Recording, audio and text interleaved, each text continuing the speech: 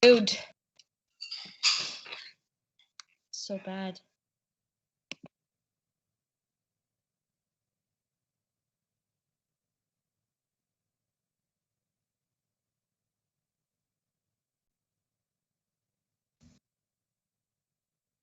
Hi, everyone, and welcome to our first SEAC meeting of the new school year. Just before we get going, I wanted to acknowledge that September 27th to October the 1st is Truth and Reconciliation Week here in Canada, a 5-day national event that continues the important conversations around truth and reconciliation. As such, we will begin tonight's meeting with a land acknowledgement.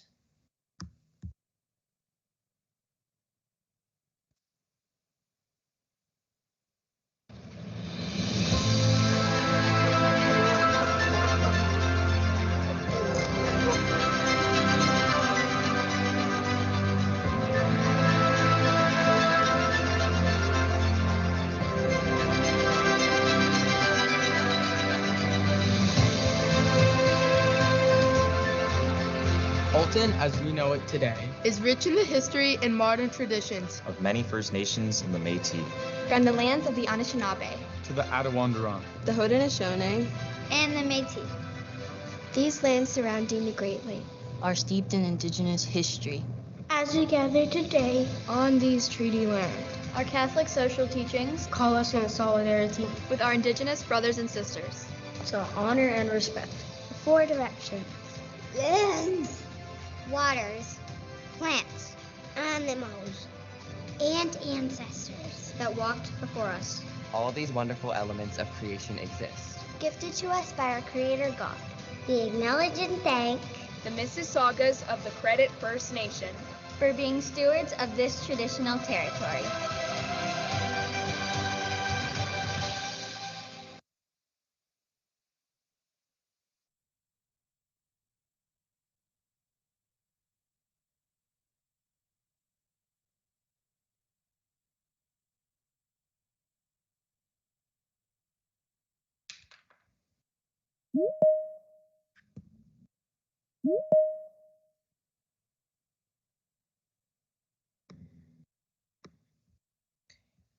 Sorry, everyone, just give me a moment. I'm just having some tech issues. Just give me 1 second, if you don't mind. Thank you.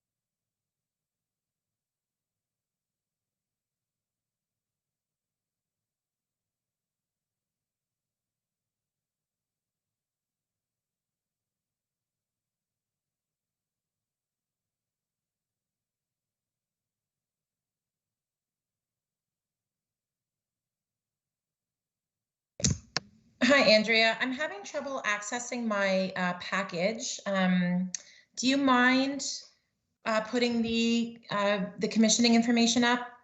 Thank you so much. Okay, great. So at this time, we will start with our commissioning. So I invite Superintendent Ballo to join me. Thank you, Brenda, and good evening to everyone who's joining us as part of our SEAC committee. We certainly look forward to working with all of you this year and are very grateful for the time that you put in to serve our families and our students. And I would ask that you please join me in the sign of our faith. In the name of the Father, and the Son, and the Holy Spirit, amen. God, the source of every good gift, you have called us together as servants to do your will. Grant us the light of your Spirit to guide us in our responsibilities as members of SEAC. We make our prayer through Jesus Christ, the light of the world, who lives forever and ever. Amen. Amen. Word of God, Corinthians 12:4-11, a reading from the first letter of Paul to the Corinthians. Now there are varieties of gifts, but the same Spirit. And there are varieties of services, but the same Lord. And there are varieties of activities, but is the same God who activates all of them in everyone. To each is given the manifestation of the Spirit for the common good. Sorry. To one is given through the Spirit the utterance of wisdom, and to another the utterance of knowledge according to the same Spirit, and to another faith by the same Spirit. To another the gifts of healing by one Spirit, to another the work of miracles, to another prophecy, to another the discernment of spirits, to another various kinds of tongues, to another the interpretation of tongues. All these are activated by one and the same Spirit, who allots to each one individually just as the Spirit chooses. The word of the Lord. Thanks be to God.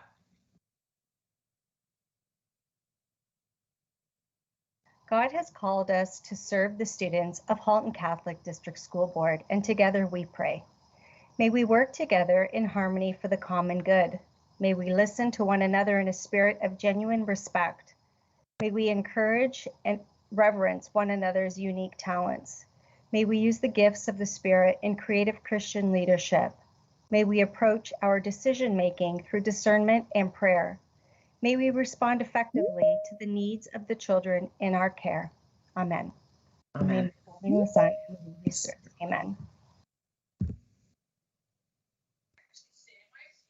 Great. Thank you so much, Stephanie. And I'm just going to wait a second while Andrea gets the agenda. Oh, thank you so much. Okay, so we've taken care of the commissioning of SEAC, and as Stephanie said, very, very excited to have everybody back for another year of SEAC meetings, and I look forward to working with everybody as we move the business of the committee forward. We are now on the approval of the agenda.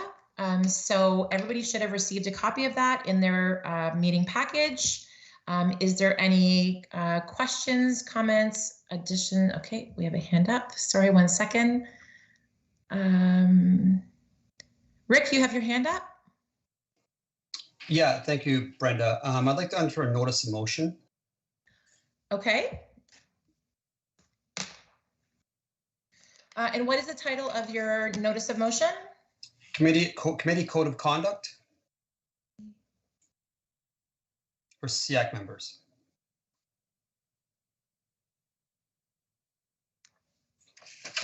Okay, perfect. Thank you. Andrea, would you be able to add that? Sorry, I can't see the bottom of the screen. So that would be, I'm not sure what number item that would be.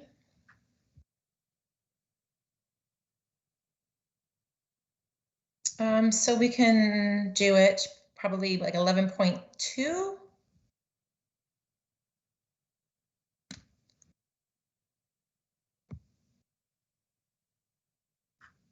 Okay, thanks. I'm just going to put your hand down. Maria, you have your hand up?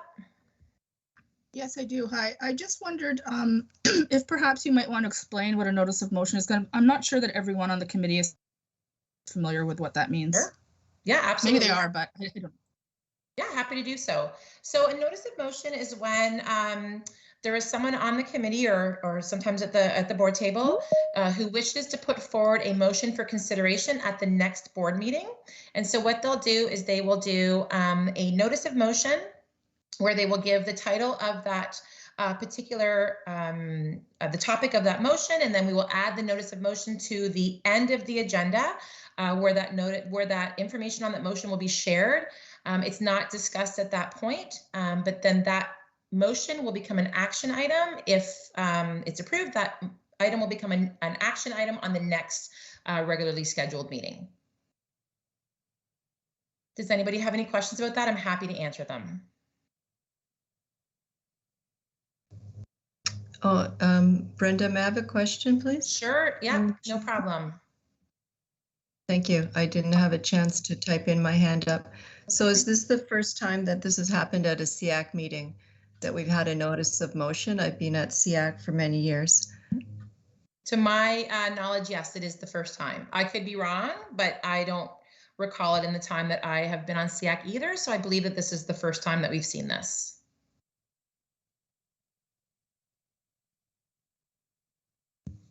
Thank you. You're welcome. Is there any other questions at all? Okay, so that would be added to the agenda. And then, like I said, when we get to that part on the agenda, at that time, the information or the detail of that motion would be shared with the committee. And as I said, if the agenda is approved, then that would go to the next meeting for consideration. I guess I need a motion then to approve the agenda as amended. I can move, Brenda. It's Nancy. Okay. Thanks, Nancy. Seconded by Rick. Seconded. Okay. Thank you.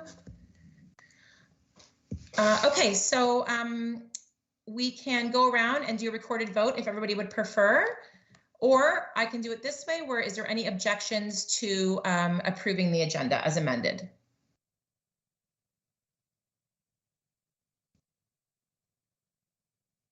No, good. Okay. All right, so then the agenda has been approved. Thank you. Just give me 1 second here. I apologize tonight, but my computer is just really slow, so I'm having a hard time pulling everything up. Okay, so as I said at the very beginning, I wanted to welcome everybody back. I'm really excited to have you here. I did miss the last meeting before the summer break, so thank you to Maria for chairing that meeting as the vice chair. It's great that we have some new SEAC members joining us, and we're really excited to have you here this evening. So I hope everybody has had a great summer break and ready to jump right into the business of the committee. So first up, we do have a presentation from our speech and language department. So I will welcome Denise Colley. Denise, it's great to see you. I haven't seen you in a couple of months, so thank you for being back at SEAC, and we look forward to your presentation. So it's over to you. Thank you, Brenda. I'm always happy to be presenting to SEAC about the work that we're doing in speech and language. It is certainly a privilege to be serving the board in this department and to be leading the talented group of people that we have. So I'm going to go through some of the data that we've collected over the past year and just provide you some updates about some of our services, and certainly feel free to ask me questions at the end. So first, in terms of staffing, we are up to 11 FTEs of speech language pathologists. They are regulated health professionals who assess and treat communication disorders, including augmentative communication, and at the board we also support social communication. We also assess speech, articulation, fluency, and voice, and refer to school-based rehab services or the assistive device resource services programs at Erin Oak as needed. We have 5 communicative disorders assistants in the board, and they provide language intervention under the supervision of an SLP. So we have 2 SLPs matched up to 1 CDA. They also provide class-wide Tier 1 support. They support small groups of students and do individualized sessions, and they also support implementation of augmentative communication systems to our complex communicators. In terms of our service delivery model, we moved about 6 years ago to a model of tiered intervention. And we really have some robust services at all of our tiers. So at Tier 1, we have, enhancing capacity and collaborating with our partners and lots of programs that we're offering. Tier 2 is after there's been a referral to speech and language and we have some assessment data on a student, we can provide more targeted strategies and interventions. And then at Tier 3, we really have our really complex communicators who may be on an AAC system and really need individualized programming. This year, last year, due to COVID, we expanded our Tier 1 supports. Because we have so few CDAs and they couldn't be in multiple schools physically last year, we really wanted to make sure that we were harnessing their expertise. So we initiated class-wide Tier 1 programs in language. In the elementary panel, we had a program on narrative development, which is storytelling, social cognition, which is that social awareness of other people and what their thoughts and feelings may be. It's a foundational skill to learning social skills in general. We looked at phonological awareness, which is an oral language skill that involves rhyming and blending sounds. And again, it's a foundational skill for learning to read. And then we had some sessions on communicating in masks, which were really popular in the beginning as everybody was getting used to wearing masks in schools and the impact of that on communication. In the secondary panel, we had a program on conversation skills and one on discourse skills, which again discourse is putting sentences together. So it was storytelling, but it was also telling the steps and how to do something. And between October and June, we had 123 Tier 1 programs that were delivered. The social communication program was requested the most often, followed by the phonological awareness. And we did ask for feedback from the educators, and there was strong agreement with the statement that I learned new ways to support my students. So that really is our goal, is that while we may be delivering the Tier 1 programs, that eventually the teachers can deliver them themselves. And we've developed capacity as well as developing skills in students. And I'm pleased to report that this year we've started them again, and just in September we've already had 28 requests for Tier 1 programs. At Tier 2, this is sort of our trends and referrals over the past few years. You can see that we've certainly had a bit of an impact with COVID, with a bit of a dip in new referrals. Overall, in terms of trends, we're noticing an increasing number of referrals in kindergarten year 1, and this is due to the change in the preschool speech and language services delivered by Erin Oak. They used to discharge at the end of year 1 kindergarten, and now they discharge at school entry. So we are absorbing all of those cases directly into our fold. We're also seeing an increasing number of referrals for social communication support. And again, as I said, that in the last 2 years, we think that there's been a bit of an impact from COVID and that we've had a little bit of a drop. This is the average waiting times for services over, I guess the past 10 years now. We've got some good robust data. And you can see that for a while there was some increase in time, and then around 2016, 2017, we had a bit of a boost in staffing. And we also were really able to complete the shift to a tiered model of intervention. So we think that that's positively impacted our waiting times. We've also, as of last year, dedicated a 0.5 FTE speech language pathologist to waitlist management. So this means that if we have a speech language pathologist who's in a family of schools that either has a particularly high number of referrals for a period of time or has some really complex cases, that we send that 0.5 in to do some of the assessments and to get some of those students going onto their programming so that we can, equalize the wait list across the board as much as possible. We are always monitoring the trade-off between time SLPs spend in paying attention to the wait list and making sure that we are not having students wait too long for service with the time that they're spending with intervention and supporting students who are already on caseload. So that's where the art sort of meets the science. When we look at overall caseloads, the average caseload size per FTE is about 50 students. The caseloads are a compilation of students receiving active intervention service and some students who are being monitored. 92% of the average caseload is actively receiving support, and you can see the demographics. So the bulk of our caseload is in grades kindergarten to grade 2, and then it certainly is a gradual release to the school from grades 3 on. When we look at identification, you'll see that the majority of our students on caseload have an IEP identification of autism spectrum disorder. The next highest is no exceptionality, so they're not identified, and often that's because they're still in kindergarten and we haven't done that process yet. Some have no IEP at all, so some are on a non-identified IEP, some are on no IEP, and then next would be DD and language impairment. This year, we have developed service pathways. So they were developed last year in collaboration with some of our Certs and some of our educators, our special education consultants, and our iCerts.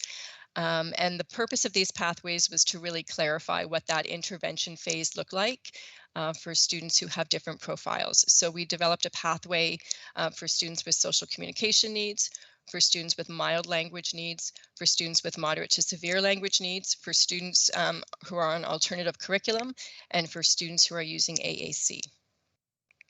And it was really helpful to have the educators and the Certs input into where they felt they needed the most support in programming for students, and then the pathways were adjusted accordingly. When we look at AAC, this is an area of our caseload that has grown significantly in the past few years. The number of students using AAC devices is about 167, and they represent about 35% of the SLP caseload. Devices are provided either through ADRS or SEA. Of the AAC users on caseload, 57% have a diagnosis of autism spectrum disorder.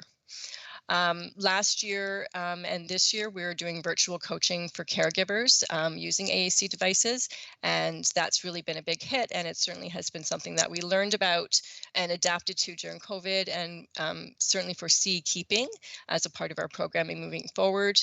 We're also looking to expand our resources for emerging communicators, and the department has focused on purchasing some cause and effect switch operated toys that we can loan out to schools and that we can trial. And the Learning Resource Center is also ordering some for schools to order, which is fantastic. This year, we're planning to offer in-person coaching to caregivers as a pilot project, hopefully as part of the ASSDP program later on in the year. A big part of our work, I would say, in the past year and a half has focused on developing an equity and inclusion work plan. So the team did the session last September 2020 on anti-Black racism and anti-discrimination. And then CETA came again to special education to do a session on culturally responsive and relevant pedagogy as a framework for supporting students in special education. And after that session, the SLPs and the CDAs have developed 2 equity and inclusion work plans. The first is a review of all of our processes and engagement. So we started looking at the process right from when we're phoning for consent, and what is the language that we're using and the terminology, and how are we making sure that process is equitable and accessible to all parents. Looking at our reports and how are we discussing strengths and needs and profiles in our reports, how we conduct our feedback meetings, and also our waitlist management strategies. And then also looking at a review of our resources and materials. So this includes our home programs, our intervention materials, and our assessments. And they've looked at identifying areas that we need to work on this year, and then we're going to start to implement that work plan this year, and we expect it'll probably take a year or 2 to complete. In summary, what we're certainly seeing is that the need continues to grow. And I would say that, you know, every September, I say, wow, the kids coming in are more complex than ever before, and this year in particular. So it comes onto my radar if a student is just starting at our school, so year 1 kindergarten, and if they're needing a referral in the first couple of months with us, then that is usually a conversation between me and the consultant. And usually, typically in September, every speech path comes forward with maybe 2 or 3 students. This year, you know, in one school alone, we've had 8 students put forward because they need AAC or they don't have a functional communication system yet. So I think what we're seeing is part of the impact of COVID, and the students that were able to access preschool services prior to school entry didn't get a lot of service. They got maybe 1 or 2 virtual sessions and no standardized assessment. And also many didn't get any service at all because as families were dealing with the pandemic, it may not have been on their radar to be looking at preschool services. So both the number and the complexity continues to grow. Our new virtual classroom Tier 1 programs were successful in developing teacher capacity and will continue. And the shift to the tiered model of intervention has resulted in an all-time low for waiting for assessment. Our initiatives again for this year are to expand the Tier 1 programs offered. So this past summer, we had 2 writing teams that were developing. One was developing a Tier 1 program in storytelling, and another one was developing a Tier 1 program for kindergarten language for literacy. looking at some of the work coming out of the science of reading and how we're preparing oral language skills for later literacy. So we're hoping to expand the programs we're offered. We're piloting those this fall, and once we have feedback from educators, we will go to implementation in term 2. We're also going to begin offering Stay, Play, and Talk again.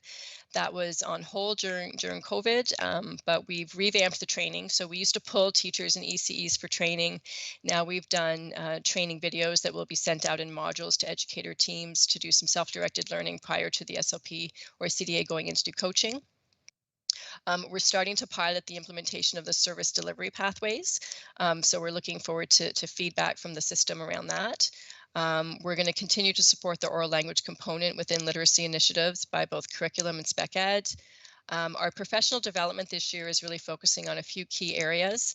One is that science of reading and oral language skills as a foundation for literacy. Another one is looking at the implementation of a version of a Story Champs program. There's a new one coming out next year called Story Champs Complete. And we're working with the developer to set up a research project for next year to take a look at how we can support, again, that tier 1 development of oral language skills in elementary. We're looking at professional development in terms of fetal alcohol spectrum disorder. So we do have a tiered model of support for FASD, and this year the SLPs are joining tier 2 of the FASD response teams. So they're working really hard to get their knowledge and their skill level up in that area to be able to provide that service. We're going to be implementing the equity and inclusion work plan and also developing a pilot for students who are using AAC for after school. Are there any questions?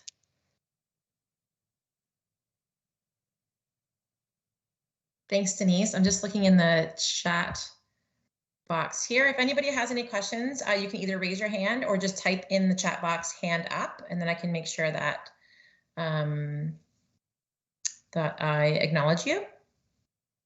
I did want to make a comment, Denise, totally random, but I do have a friend in our board who is a kindergarten teacher, and we were talking over the weekend, and she was saying how, I mean, she's been a kindergarten teacher for 10 or 15 years, and she was saying how interesting it is, if interesting is the right word, if you will,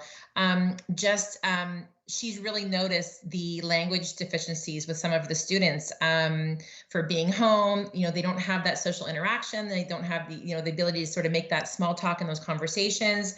And then certainly, you know, the piece with masking and just in their general lives wearing one. You know, she said she really has noticed just the level of their speech abilities and also their engagement. And she said she's never seen anything like it in all these years. And she's like, you can tell the kids that have been home with grandma for 18 months because it's very different than the kids you'd see interacting at the playgrounds before they got into kindergarten.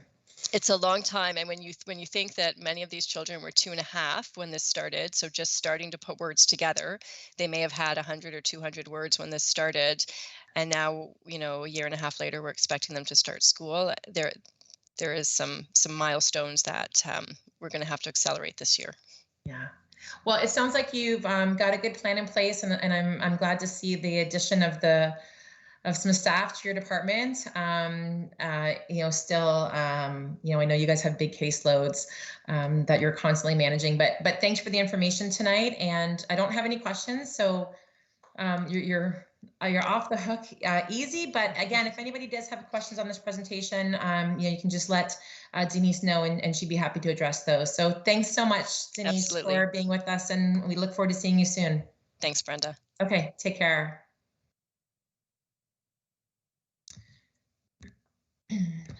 So up next, as Andrea's pulling up information, up next, we do have a presentation on summer supports with Jane Atchison, Glenda Brown, and Jody O'Reilly. Jane is our acting chief social worker. Glenda Brown is our chief of mental health programming, and Jody O'Reilly is our special education coordinator. And like I said, they're going to present on the special education summer learning program, the supports and mental health supports.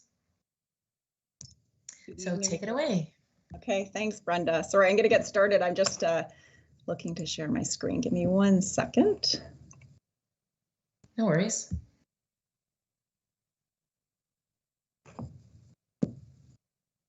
It's just coming up there now. So I think we're good. All right.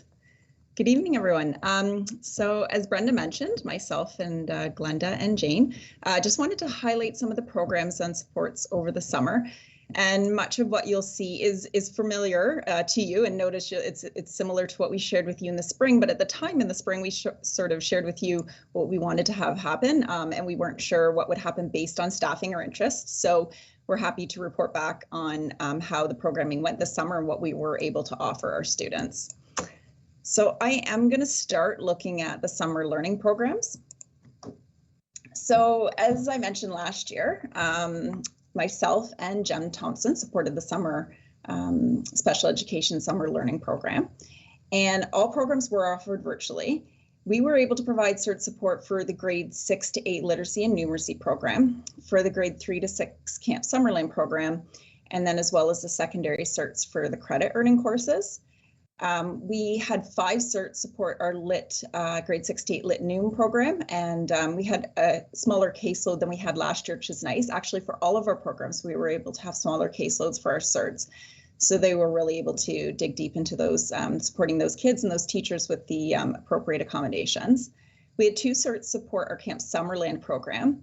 And what's nice about that is there's 2 teachers in addition to the Cert, and they're able to provide small group instruction as well to those students. And that's the grade 3 to 6 program. And then for our secondary credit courses, we had 7 Cert support, which is great. So last year, I think we had approximately 100 or 100 plus kids on each Cert caseload, which is a lot. And this year we were able to get it down to about 70 to 80 students per Cert, which was really great. So I think, you know, anecdotally, the feedback for those programs is that the Cert support is well used, well appreciated, and from both staff and students and families.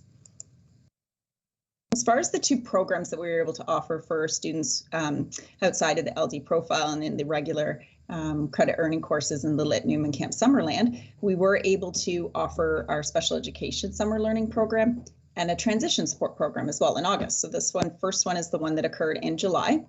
And it was a 2-week spec ed program, and it was designed for students in grades 4 to 12 plus, focusing on the functional literacy, functional numeracy, social skills, and communication skills. And it was 3 hours per day of virtual synchronous learning with scheduled breaks, and we increased that from 2 hours last year, so that was great to see. And I think worked really well to increase that time to the 3 hours.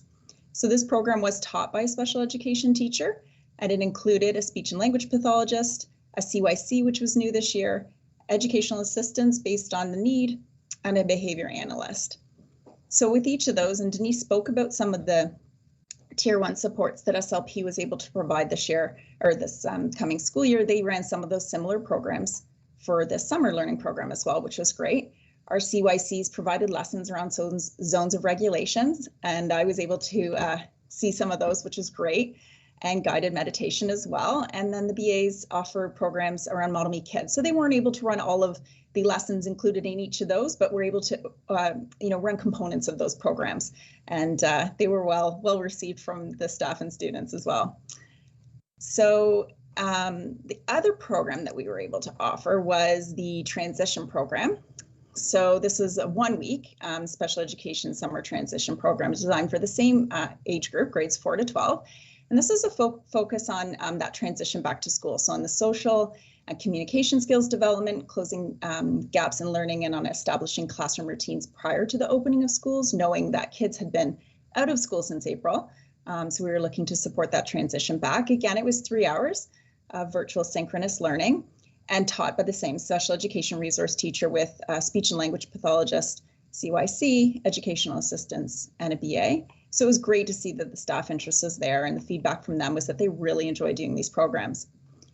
In addition to the transition program that was virtual, we were able to offer within this program a 1-day in school session. So some of the ministry mandate was that if we were able to offer in-person learning, we would try to do that. So there was still a lot up in the air at the time, but we really wanted to put our best effort in to provide that opportunity for students that might benefit from some in-person instruction. We still offered the online component for a day, but we did offer, it was a Thursday, I think, at Holy Trinity, where we were able to have the students come in, and we had 6 students participate, which was great.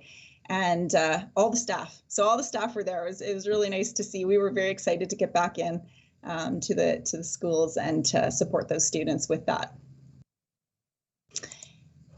And then this was actually new and something that we kind of did last minute, which was exciting though. We were able to offer coding camps for some of our students so with ASD. So we used the After School Skills Development Program funding, and it went towards offering spaces at coding camps over July and August. And we had 39 students participating. So between the programs that we offered for the Spec Ed Learning Programs, Transition Program, and Coding Camp, we were able to offer these programs to everyone that applied, and even reach out to include more students through the coding camps. So yeah, it was kind of exciting to be able to offer that, and Jen really helped support that. So we hope to be able to maybe offer that again next year if this funding comes through again. So with that, I'm going to pass it over to Jane and Glenda to share with you about the summer learning mental health supports. Thanks, Jody. Good evening, everyone. And for those of you who I haven't met, my name is Jane, and I'm the Acting Chief Social Worker at the board. Tonight, we're pleased to update you on the summer mental health supports that were offered to students and families at HCDSB. The Ministry of Education provided schools with additional funding to offer mental health supports for a second summer. And we were able to staff the program with employees of the board, including social workers, CYCs, and psych staff. Individual and group services were offered to our system as we recognized also the need for transition support for students returning in September. And summer mental health supports was an excellent opportunity for us to recognize and support families as they bridged between community supports and school. So for those who were on wait lists in the community, we were able to do some bridging and provide some services to them while they were waiting to come off those community wait lists. So thinking about continuity of care and students receiving summer support, we wanted to make sure that their home schools were also informed so that they knew who to support if need be come September.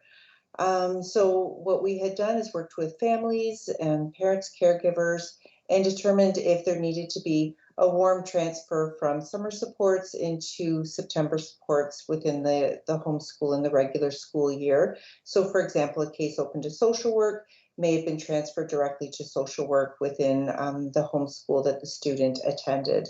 And so it just made that continuity of care even better. We can go to the next slide, Jody. So regarding social work programming, the social workers and the psych staff in our board are the mental health workers, and they provide support individually for students as well as parents throughout the summer.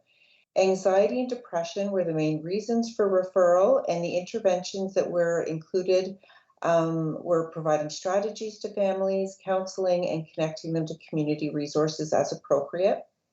We recognize that some students haven't been in school buildings for over a year, and while all students who attended in person did have some disruptions last year. So transition support was an important part of the summer programming as we wanted to ease worry associated with the return to school. So to this end, social workers created content development for transition support groups that was offered in the summer, and a social worker and a CYC delivered the group. And this was across all grade levels from grade 1 through 12. There were a minimum of 2 staff from each discipline, so social work, CYC, and psych staff supporting each week for students, families, and caregivers. And the staff really enjoyed the opportunity to work during the summer and provide support. So yeah, that's it for my part of the presentation, and I'll turn it over to Glenda. Thanks, Jane. Good evening, everyone. It is wonderful to be here with all of you this evening. CYC's provided a variety of supports to students throughout the summer, similarly to social work and the psych staff. They receive referrals for individual support, for example, around coping with stress and strategies to support a healthy return to school in September. They worked with students and parents to reinforce the importance of routine. We know that a lot of our students were not in routine, especially when they were transitioning from, virtual to brick and mortar. CYCs used a lot of Tier 1 programming, such as zones of regulation, to help label emotions and looking at some strategies to address some of those kind of big emotions. Also supporting connecting with their peers and developing some of those social skills that have already been referenced, maybe have been delayed somewhat from not being around their peers. As previously mentioned, CYCs also supported the summer learning program for the first time, which was an excellent opportunity for CYCs to work with the team and create opportunities for students to learn about their emotions and how to manage them. And the other disciplines did an amazing job preparing the students for physically being in the building and in the learning environment. And the CYC role, as Jody mentioned, was beneficial to take the time to talk about their feelings, their worries, thoughts that students were having about returning to school, and really offering them opportunities to share those experiences. Resources were also sent out to support teachers with mental health and other resources. Things like sharing fun games were shared with teachers that they could play with the students to really encourage that engagement and participation and build those social skills and honestly to have some fun. The CYCs also, like Jane referenced, provided group opportunities such as Kids Have Stress Too and the transition support groups. They were collaborated in developing the content and co-facilitated as well, which Jane mentioned spanned all grade levels and age groups. And the Art of Wellness was offered for students grade 8 to 10. And just as social workers did, CYCs did support students who were already on caseloads to provide them with that continuity of support throughout the summer. So next slide, Jody, please. So the summer mental health support and services at HCD, we feel were a great success. And to summarize, we had 65 referrals for individual support, 40 at the secondary level, and 25 elementary referrals. We also had 66 students participate in the various groups that we've mentioned, 48 at elementary and 18 at secondary. The groups for Kids Have Stress Too and transition support were offered again at all grade levels. Staff supported students who were referred by their parents to these services. An email was sent out to all of our parents in our system in June, inviting them to review the summer supports that we were offering and to register their children, either for individual support or a group they felt would best meet their needs in consultation with one of the chiefs of service. One of the chiefs of service called every parent who referred their child for summer supports to determine what the most appropriate level of service would be to meet their child's needs or a group. During several of these conversations, we were able to troubleshoot some of the more tricky situations or problem solve with parents, caregivers around many of the different issues that in several circumstances mitigated actually a referral being necessary and still leaving families and caregivers still feeling supported, which was exactly what we were hoping for.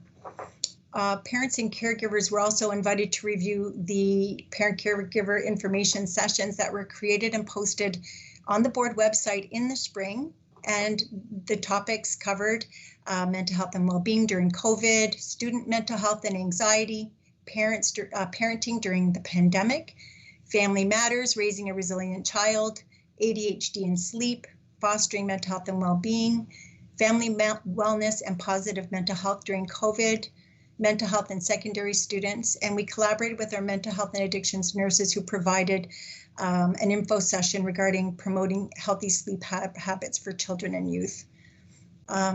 Yoga was also offered weekly throughout the summer, and these sessions were accessed by anyone in our system. All of our different supports, but these yoga sessions were advertised on the board's website and in our Twitter feed. 2 Christian meditation videos were also created and posted for easy access for all families, caregivers to utilize.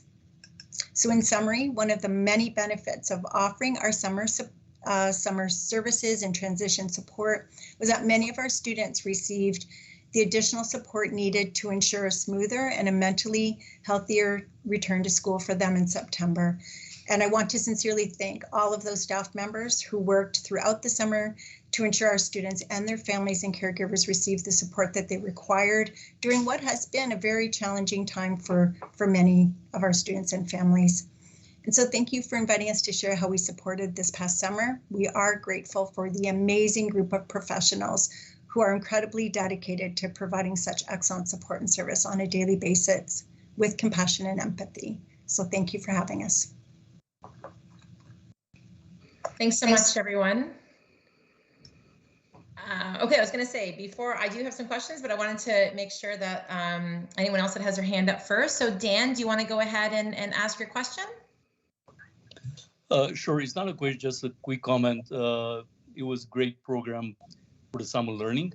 Really well taught and I guess applied. So I hope everybody was enjoying it, but I just can speak from my son's experience. He was calling in even when we were away from vacation. He was calling in for the program. So we kind of postponed all the other activities for the day just to have his program finish by noon. So very great work. So thank you so much, everybody that was involved. And hopefully that will continue on the next years. Thank you. Thanks, Dan. And I agree with you. I hope that we see these programs moving forward. I think I've expressed before my the sheer delight that I felt that we were able to offer summer programs over the last 2 years and expand those to some of our students with special education needs that we have not previously seen been able to participate. So I'm really, really excited to have seen that happen again this past summer, and then to see the addition of some of the summer mental health programs. So that's fantastic. And again, let's hope we're able to do that in summers to follow. I did have a question, and I'm wondering if it's just sort of a generic question. Probably, I don't know, Glenda, it might be for you or it could be for Jane, but I do have a question about the mental health supports that are put together. And I know that your team works really hard to take a look at what is currently in place, what the needs of the students are, and then develop, appropriate resources. And we see a lot of resources being developed specifically to some of our more marginalized groups. So we see, some resources being developed that might be for our Indigenous population or, anti-Black racism. I'm wondering how that applies to our students with special education needs, because I've got to think that maybe their mental health challenges or their mental health needs are a little bit different. Maybe they're not, but I just wondered how we look at tailoring some of those supports for that community specifically. I can start, and if anybody else wants to join in, that's a really great question, Brenda. And I'm happy to say that we have a dedicated itinerant child and youth counselor that is dedicated to all of our specialized classes this year at the elementary and secondary level, and really working with our spec ed teachers, our certs, to really look at how best to support the mental health needs of all of our students in specialized classes.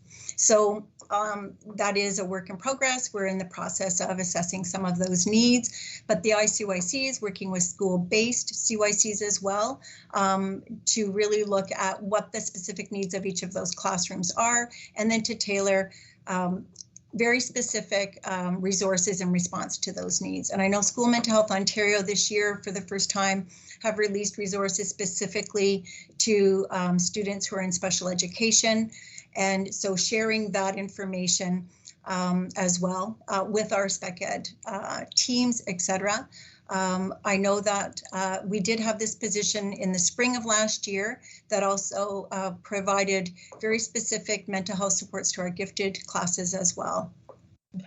And that was going to be one of the questions I had, was outside of those specialized classrooms, we know that we have a number of students in our system who have different needs, whether they, children who may have learning disabilities, or children who may have ASD or gifted. And again, we know that their learning needs are different, which is why they've been identified. And so just wondering how we're able to take a look at those groups and again, sort of customize the approach specific to what they might be going through because of their identification. It very much is a team approach, and I think that's every school does have their support services team, and Jody has her hand up and probably can help me with this one. But I think, Brenda, you bring up a good question, but it is very much a team approach, and I know that the support services staff work along with our consultants and our spec ed resource teachers and our certs to look at those specific needs and provide resources and programming in response to those needs.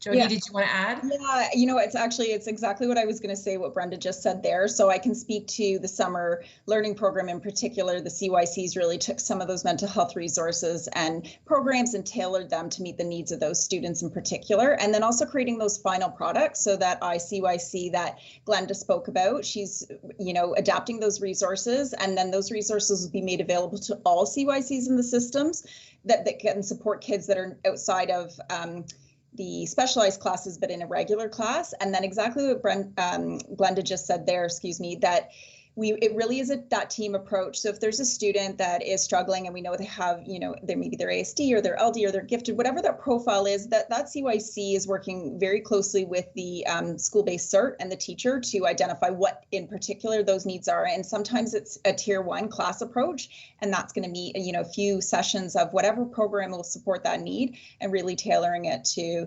that particular student. But at the tier 1, which is where we always want to start, right? That least intrusive, can we manage there? If not, then we're looking to see how else we can support. And it really is that collaboration at the school level between the CYC, Cert, teacher, parents, of course, obviously play a role as well. So, yeah.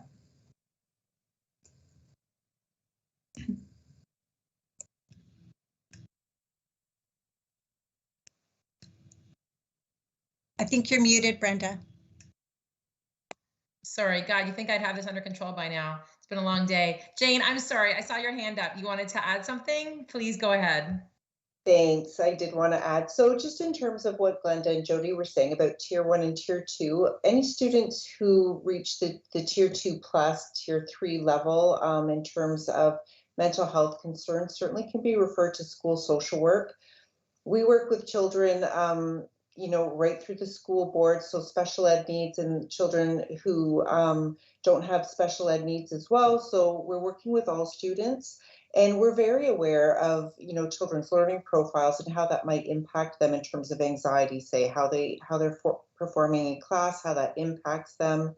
So unique learning needs are certainly taken into account when we do our assessments around how children are functioning and what's impacting them in terms of mental health needs and success at school. And then we can work with school staff to, kind of bridge that piece around understanding the mental health needs of any student in our schools and how to support them within the classrooms. There's lots of collaborative work that goes on between social workers and teachers, or social workers and spec ed staff, student success staff, to make sure that when we're involved with a student who may be having some mental health needs, that with the family's permission, of course, because we always need permission before we disclose any information to school staff. But once we have that permission to support kids, it's really that wraparound approach. We always encourage, where possible, that parents are agreeable to allowing us to share information with school staff. And then sometimes we bridge with the community as well. So for those students who reach that threshold that they need the community intervention piece, social work will often work with the community, determine what they're doing therapeutically with a student in their office, say at Rock, and then we can replicate that at the school. So the strategies they're learning in the community, they can bring that into the school, and the social worker will, in the moment when maybe they're having that anxious moment or their mood is kind of low, they can use those strategies that they learned in the office in real time at the school. So it is that team approach, and certainly depending on where they are in the tier, we have staff that can assist. Thanks so much, Jane. Thank you to all three of you. Maria, I saw you had your hand up. Do you want to go ahead? Well, I think you touched on what I was going to ask about it, and I'm not sure if I'm understanding the answer. Maybe the question wasn't asked the same way, but I've heard there's specific mental health supports for students in special education classrooms, which is great. But obviously, most of our identified students are not in special education classrooms, and that could be for a variety of reasons. It doesn't necessarily mean that their needs aren't as great, right? There's lots of reasons why people choose. So I guess I'm just trying to understand how the support, are those students in the spec ed classrooms getting more support, and if so, why do we think that's appropriate? I'm just trying to understand that piece. And I apologize if you've explained it, but I think I kind of missed it if you did. Can I hop in? Just wanted to, say thank you for the question. I think how I would respond to that is the social workers and the CYCs are doing educational pieces in the schools all the time. So, when we look at staff meetings, for example, there's often the opportunity for us to contribute at a staff meeting. And really it's about mental health education pieces, right? So, talking about baseline, and teachers are in a wonderful position to sort of determine when something is changing for a student. They spend so much time with the student every day that, if a student starts to feel anxious or starts to feel, that they're, maybe down a little bit, or just a change in their baseline, teachers are often the first ones to see that. And then they know where to reach out to get support within the school. So, we don't ask, our teaching staff to be therapists, but what we're saying is they're wonderfully positioned to help us help students. So, we do those education pieces in staff meetings, or, we share information with principals and they can share information with staff, and Glenda shares information from School Mental Health Ontario with the system as well. And so all those pieces come together, and then that allows us to identify when there's students in the building that do need some extra support, and determining where they are, on that tiered model. Usually is done in consultation with the administrator. So, the teacher may speak to their admin person, may speak to spec ed, and then, bring in CYC or bring in social work. And then our work is to support that student and meet them where they're at, where their needs are at, and support them and their family to figure out how we can address the mental health concerns that are happening so that they can function as they'd like to function at school. Because it doesn't feel good when you're struggling with those anxiety feelings and you're spending so much time every day just managing those anxiety feelings, for example, right? So we want to support students and families, and we do work collaboratively as a team to figure out who those kids are and, how can we get the supports in there at the right level. Did that answer? Oh, sorry, Joy, do you want to pipe in? Go ahead. Sorry, I was just going to add just a little bit of information about the additional supports for the ICYC to the classes. Maria, rest assured we are supporting all our students equally. But that actually was in response to a noticed need where there are specialized classes in a school. The school-based CYC was being pulled in many different directions. We recognize the unique needs of our students with special education needs in those classes, and we wanted to be able to address them to be able to provide equitable service from our CYCs to all of our classes. So just going back to that piece again, that CYC does help support those classes, and in addition is creating resources that are available to all our CYCs, and our ICYCs help support that work as well. So they have all the resources. There's nothing special in particular about that they're getting in addition. They're just getting the right amount of support to help their particular needs, and recognizing that the school, there's a lot going on when you have a specialized class, and some of ours have two structured teaching classes in a school, that sort of thing. So there's a unique need there, and we wanted to be responsive to that need. Did that answer your question, Maria? Yeah, that was very robust. Thank you for all that information. I appreciate it. Okay, great. Does anybody else have any other questions? Make sure I ask again before I let you guys go and continue your evening. So thanks again. I really appreciate you being here as always, and just everybody, again, if you do have any questions of the presentation this evening, or you have anything that you want to clarify, please reach out to Glenda, Jane, and Jody, and they'd be happy to answer your questions. So thanks again very much for being here. Bye, guys. Thanks for having us. Bye. Okay. Great, thanks, Andrea. Okay, so that's our presentations for this evening. So moving to item number 3.1, the approval of the minutes from June 14th, 2021. Again, the minutes would have been included as part of your package for this evening. Did anybody have any questions, comments, or anything about the minutes?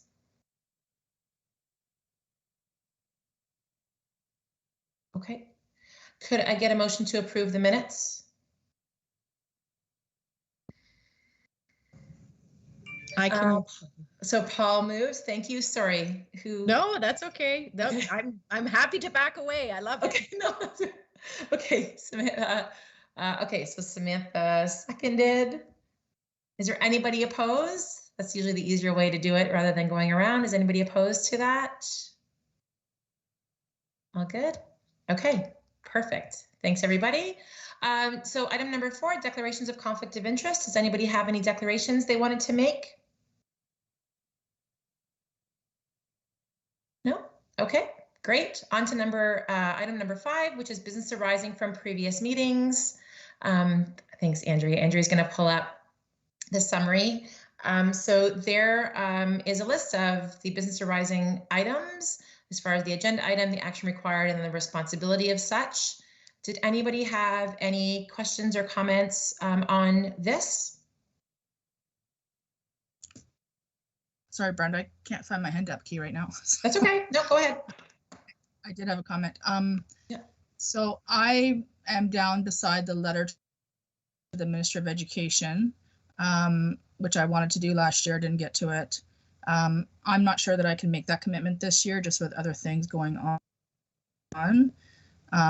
So I don't know if someone else wants to take that over. I think it's an important thing to do. I think we've written other letters to the ministry. SEAC has, the trustees have, and this is a really important item because, you know, without the resources, we can't do what we need to do.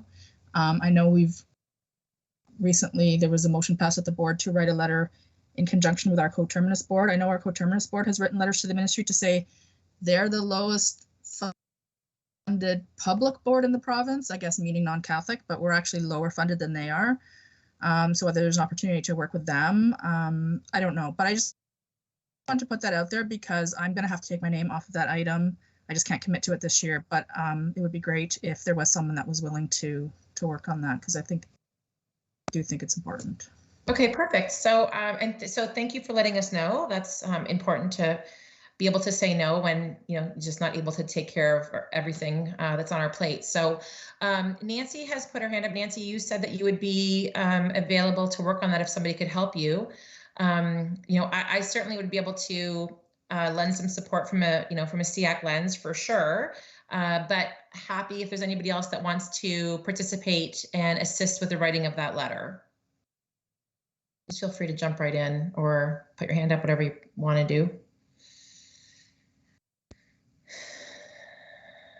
Okay, no one? Okay, all right, so it looks like Nancy and I can work on that. Okay, thanks, Rick. Rick can assist as well. So what we'll do then is, if you don't mind changing that, Andrea, the three of us can maybe get together. Oh, Samantha, you're in as well? Or did you want to comment on it? Because I'll just grab you as a volunteer. I was just going to comment on something else. Okay. I can definitely look at it if, like, when it's written, if you want, that's fine. I will also be having a baby in a month's time, so I don't know when you're going to do it, but, I can look at it. I was just wondering, as an aside comment, where are we in the development of the subcommittees? Because I remember I emailed and put my name forward for potentially 2 of them, and then I don't know if I heard back, or maybe I did and I'm just forgetting. Can you just kind of remind my pregnancy brain what's happening there? For sure. So if you give me just 1 second, I'll finish off this one and then we can go to the subcommittees if that's okay. Yeah, perfect. Thanks. Because my old, I don't have pregnancy brain anymore, but I have old brain. So Yeah, so if you can, Andrea, if you don't mind making a note that myself and Nancy can work on that. Rick has offered, and Lisa, I saw that you had your hand up as well. So what we can do, and thank you, Samantha, for offering to review it. What we can do is perhaps the four of us can get together and put together a draft content and then send it out to the SEAC members for them to take a look at, review, and comment on. And then we can go from there with a final letter, if that works. Okay, thanks so much, Andrea. Okay, yeah, so thanks, Lisa. So to your comment, Samantha, about the subcommittees.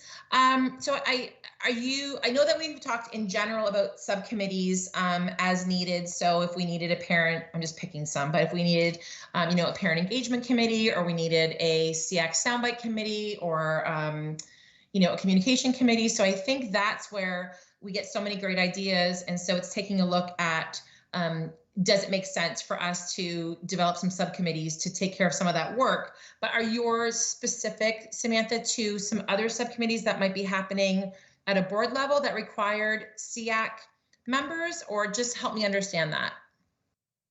I think that might be why. I don't know. I remember that there was a call for people to participate in particular subcommittees, and I volunteered for 2. I think this was in the summer, so perhaps those subcommittees are no longer running. I know one of them was around health and safety coming into September, but I don't think I volunteered for that one. There was 2 others as well. Okay. Something about return to school. So that's probably not what you're referring to in this, which makes sense. Okay. I'm sure their work is already done. Yeah. So those they were board committees,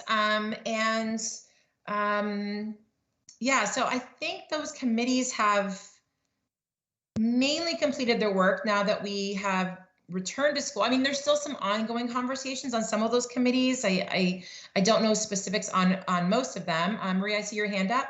But we could certainly, Samantha, if there is room, not if there's room, but if this committee's still going, happy to add you to those. But Maria, did you want to pipe in? Well, I was going to ask about this later. I don't know where's the best place to ask, but since Samantha has brought it up here, there are several board level committees that I think are still ongoing. Mm-hmm. And I know because they're listed on our CPIC agenda, and we have reps on those. And I'm just wondering, like, some of them, I don't think we've ever been asked. Some of them we might have members on, but we don't get reports on them. So I think it's maybe something to review as well. So on the CPIC agenda, we had mental health, homeschool parish, walk with Jesus, de-streaming, which we may have gotten a request for that. I know I put my hand up for that one. The equity audit, school year calendar, and return to school. I know return to school, I think, did return to school and de-streaming, I think we may have been asked about, but I don't think we've ever been asked, and maybe mental health, but I don't think we've been asked about the others. So I'm just wondering kind of why that is. And equity audit is a big one, and I see that having a lot of implications for spec ed. I think that's a really important one. So I'm just wondering why, they're going out to CPIC but not SEAC on some of these. So I can comment a little bit, and then I do see some hands coming up. I know that, so I agree with you. I know that it's an ongoing conversation. I know that, every opportunity that I personally hear about where there's a committee, my first question is always whether it's STEM, STEAM, whether it's, equity and inclusion, whatever that might be. I'm always looking to ensure that invite has gone out to our SEAC members. And so, because sometimes it does fall to the wayside for whatever reasons. And so I do feel like I'm constantly sort of saying, can we make sure that we have SEAC representation? So my hope is that just becomes a mainstay. So if CPIC is invited, SEAC is invited, really we should be invited to all committees. So that would be the one comment that I would make. And I do also, I would like to see us add to our future agendas a report, a committee report. So if anything has happened at those committees that we sit on, that we can bring back a report to our SEAC committee and let them know what was discussed, next items or action items or, next steps. So I think we should add that to the agenda moving forward. If everybody on SEAC would be in agreement with that, I think it would be important to do that. And I did see that on the CPIC agenda also. So a couple of things, and then Nancy, I see your hand up. But Smith, I want to make sure if there is some committees, if you want to in the next month while you're still, before you're back in that new mom thing, if you would like to maybe just send me an email with the committees that you had requested to be on, I would be more than happy to reach out to the staff that is in charge of those committees and see if they're still meeting, and certainly have you added to that. Yeah, not a problem whatsoever. Okay, so let me make a note of that. And then moving forward, again, we'll make sure as we do, and I apologize if some things maybe fall to the wayside. Like I said, it's never intentional, but we just try to ensure that every committee that has been struck at a board level, that we're advocating to have SEAC be a part of it. And then we communicate that out to our SEAC members to invite them to participate. Let me just, I'm managing all the hands up here. Nancy, do you want to go ahead and comment? I'm sorry, I just wanted to, I know one of the questions was about the committee, and I think I heard the equity committee. Was that for the equity audit? Maria was for the equity audit, correct? Yes, sorry, yeah, sorry, I'm a bit slow here today. Yes, it was the equity audit. Okay, so we do have representation for the equity audit from SEAC and CPIC. It went, because of the timeline and the time crunch on it, it went out to the chairs and the just to the chairs, actually, sorry, to the chairs and to the superintendents, asking for the chairs to participate in it, just because of the tight turnaround, and it was in the summer. So SEAC and CPIC does have representation on that committee. So what's the timer? Turnaround on the equity audit? It's done. We had meetings throughout the summer. Yeah, and we've already had the RFP. We've already had committee meetings. So you've the committee's already audited all the board policies? The committee is not auditing the policy. The committee was put together to do the scope of what the work would be. There was a terms of reference that was brought to a special called board meeting in the summer.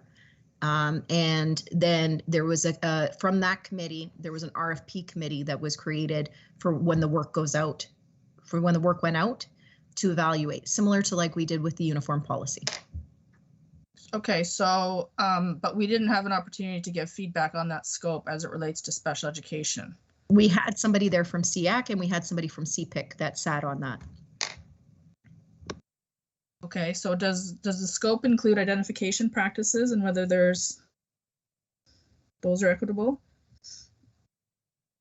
It went to the board and it was not, it went, you know what, Maria, I'm not going to talk out of turn here. Let me pull up the scope and whatnot, but I believe it was part of the terms of reference, and it was also a meeting that was public. So I'll look at it and I'll get back to you. Yeah, you know what? Perhaps you could share that scope with SEAC. I don't want to spend too much time on it here, but I'm kind of disappointed that we didn't have an opportunity to have more input into that, because I think that there's some real big equity issues that might not have been brought forward. So I guess I'll just leave it at that. I guess we'll see what the scope shows. Well, it goes based on human rights. So anything that has to do with human rights, Maria, would be looked at. So it was a pretty broad, and it wasn't just on, it was on our policies. So anything that is in violation or not in violation that could be recommended was part of the scope. So it was pretty broad. It wasn't, and there was some specific items around anti-racism as well. Well, yeah, and I guess that's what I'm getting at, though, right? Like, you know, often you'll find in other jurisdictions that certain racialized groups or marginalized groups are overrepresented in some identifications and underrepresented in others. So I think that's kind of a big spec ed item, and I just wonder if that would have been captured. But anyways, I guess we'll see what's in the scope. Stephanie, you had your hand up. Did you want to go ahead? Sure, thanks, Brenda. I just wanted to comment on that item because I did notice that it was on our agenda around development of subcommittees and just committees at large. And I just wanted to reiterate and that we do continually communicate with all of our departments and our staff that if there are any committees that are being struck where we should have some input from SEAC or not, that they should consult and see if that would be a place for SEAC to be able to give some input. And we did create just a little list, a starting list, because I wondered if we were going to have this conversation. And I like your idea of bringing back updates to our SEAC meetings. I think that'd be really helpful. And in our goals, there is a comment there about a survey and possible subcommittee. But from a SEAC perspective, we do have our Spirit of Inclusion, our Transitions subcommittee that we started last year, and our Special Education Plan. And the committees that Samantha is referring to, we did have representation. I'm not sure what happened with your response, Samantha. We'll certainly look into that. But we did have representation from SEAC on the Mental Health and Wellbeing Committee, re-engaging our Catholic community, meeting the needs of all learners, and maintaining safe and healthy schools. And then from a board perspective, we do have representation and would be open to additional interest in our Mental Health Strategy Committee, de-streaming, which we've already put out there, STEM. Nancy spoke to the Equity Audit, and we also have an Equity and Inclusion Committee that has some representation. And when we take a look this year at what the participants are, that's certainly something that I can bring back here if we need some additional support on some of those committees. And if I would also ask SEAC that if there's an area of interest, please reach out and let us know if we haven't talked about that specific area to see if there is an opportunity there for SEAC. Thanks so much, Stephanie. And Director Daly, I saw you had your hand up as well. I did. Thanks. Thanks, Brenda. I did, but I'm good. Thanks. Okay, you sure? I know you like to talk. All right. Is there any questions? So we'll make we'll make a concentrated effort then moving forward to ensure that a couple of things. So one, that anywhere that there is representation required for SEAC, we'll make sure that that has been communicated and that we are able to fill those spots with anyone from SEAC who may be interested. And for any committees that for some reason, like I said, fall through the cracks, that come forward that does not have SEAC representation, please let us know, and we would be happy to reach out to the staff member in charge of the committee to request that SEAC be participating in that. I know that there's always a great interest and an eagerness to to hear things through the SEAC lens. And then moving forward, we will add that committee report back onto our agenda. And Nancy, sorry to put you on the spot, but you are going to share that terms of reference. Can you do that via email for everybody? Yes, absolutely. I'm just looking for the actual scope piece as opposed to the whole RFP document. So it's a bit crazy, but I will definitely I will share it with everybody. Okay, perfect. That would be great. Thank you so much. And then if there are any other subcommittees that somebody would like to start, so if somebody has, an affinity for communications, or if there's something that they think that, we as a committee should be looking at, and there's an opportunity to develop a subcommittee and someone would like to lead that, by all means, that is always open for conversation. I will say that, sometimes we do get ahead of ourselves in that there's so much that we want to accomplish, but we don't always have the bodies to do it. And we tend to see the same people over and over again leading some of those subcommittees. And so anyone that would like to lead a subcommittee or be a part of that, we would absolutely welcome your participation. So please, please, please feel free to bring that forward. And again, as we move through the year, if we start to work, and today we are going to talk about goals, if we do find that there are items that we as a committee would like to focus on, then there, I think, presents an opportunity for a subcommittee. Is there any other questions around the subcommittee or committee membership piece?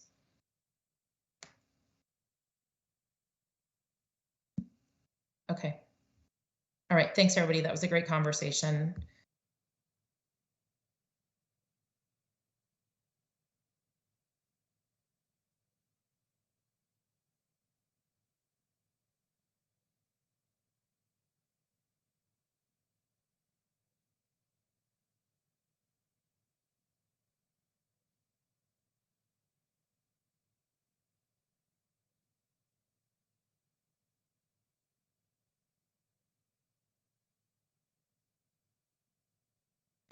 Sorry, we're moving to 7.1. Thanks, Andrea.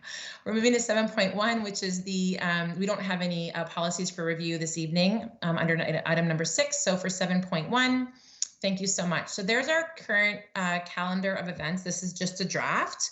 As far as what we have down there per month, as far as content for our meetings. Some of these have come from requests directly from our SEAC members who have emailed or reached out to say, I'd like to see a presentation on such and such, or I'd like to see this covered. Some of them are items that are mandated for us. So things like the Special Education Plan Review, the Spirit of Inclusion Awards, items like that, psychological assessment, wait time updates.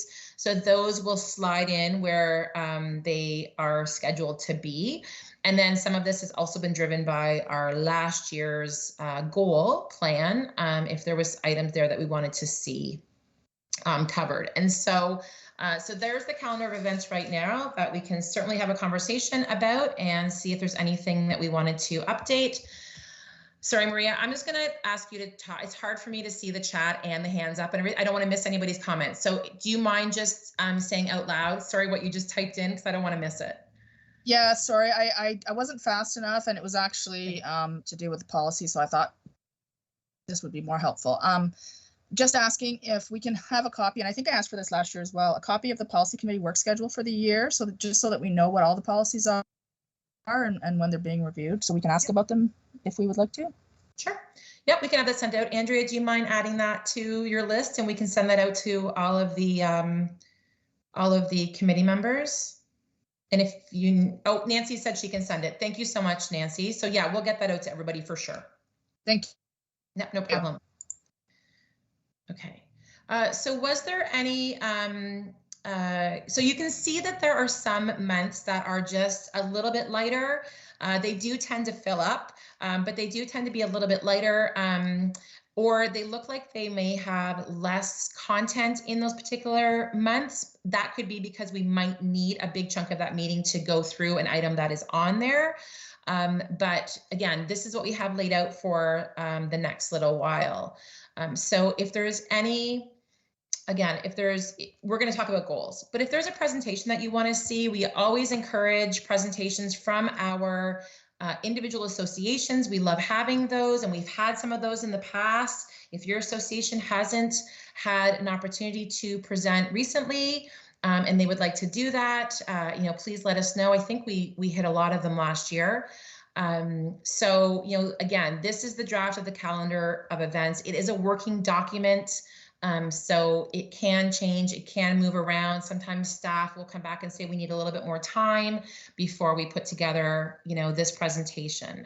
So it is a moving document, but if there's ever any questions about it, or, you know, you want to see something added to the calendar of events, please just let us know. You can send an email to myself and Maria and Andrea, and we can take a look at that when we're doing the agenda planning. Is there any questions on that? Okay.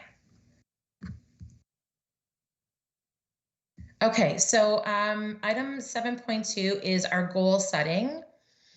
So it is our SEAC goal setting, and I'm just going to grab my notes here.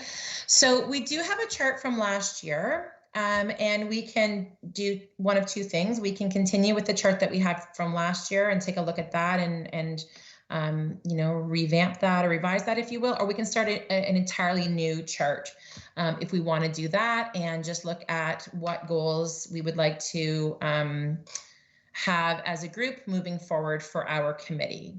So really either one. Policy work plan on page 7. Sorry, Pat, can you just, do you mind putting your, Dr. Daly, sorry, do you mind putting your mic on and just, I'm not quick enough tonight to manage. That's the policy agenda package from the first policy meeting. The work plan for the years on page 79 and 78 of the package. Great. Thank you so much. Okay, do you have, Andrea, I don't want to put you on the spot, but do you have the goal chart from previously? And if you don't, that's okay. But okay, would you mind? Thank you. Just pulling it up. That'd be awesome.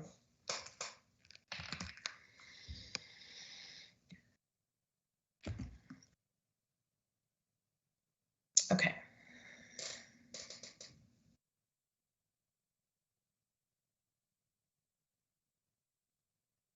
Okay. So here were some of our goals that were put forward from our last goal setting exercise. And again, this document as well is a guideline, a footprint, if you will, as far as, what the committee would like to work on and what the committee would like to do, but it also is a working document. It can be fluid, it can change. If all of a sudden something happens tomorrow, a ministry initiative or something transpires that we as a group feel needs to be addressed and put down as a SEAC goal, that can absolutely happen. So,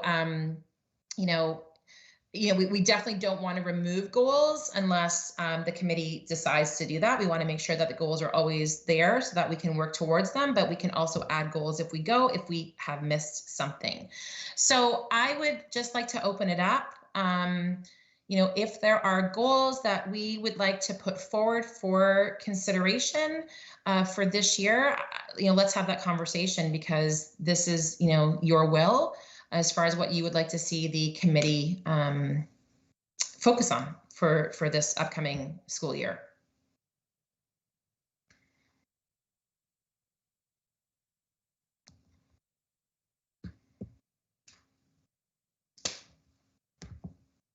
Anyone have any goals that they want to put on, talk about, discuss, take off, amend, change that are currently on here?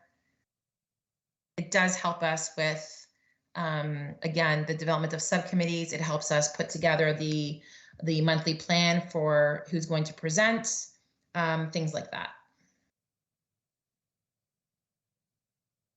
And if there's nothing, then we'll just leave it as it is and continue to work off the goal sheet that we currently have. Yeah, Paul, do you want to go ahead?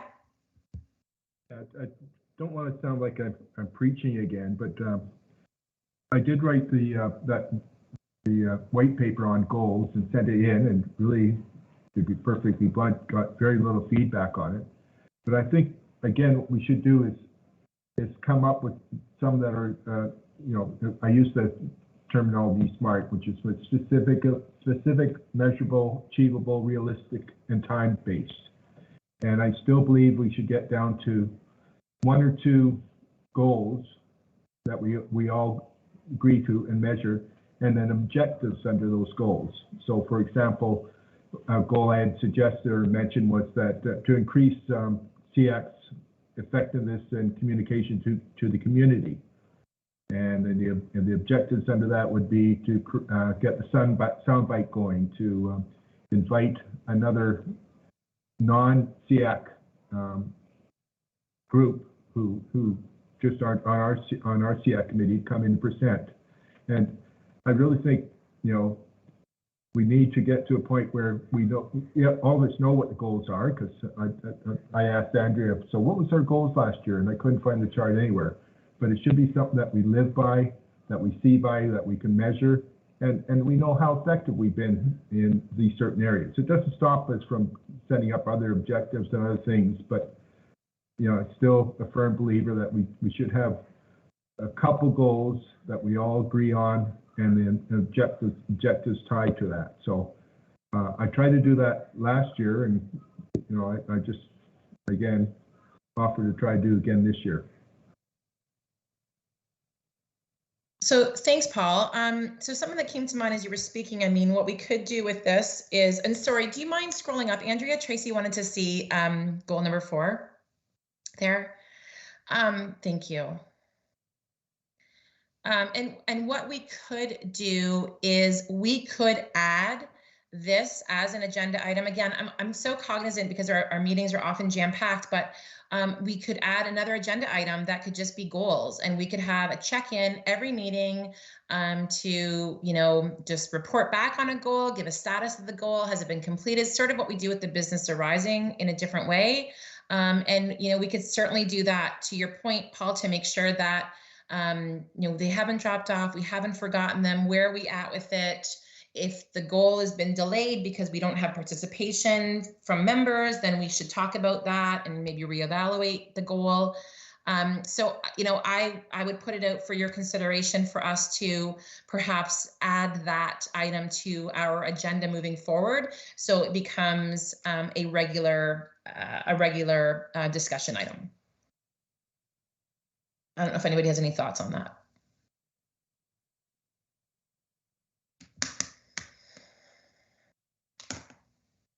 Okay, Paul, do you have any thoughts on that? Would you like to see that done?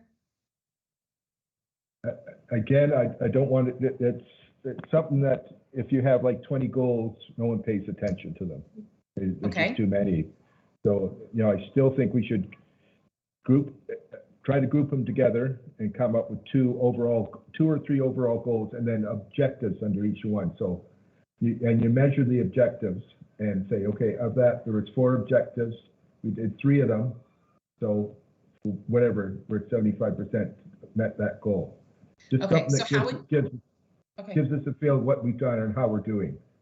So how would you like to manage that process then? Do you want to take that process on as far as managing that goal piece? Do we need to have a meeting where we specifically dedicate a good chunk of time to talk about goals, amalgamate the goals, as you said, into different buckets, assign some, different updated timelines to those?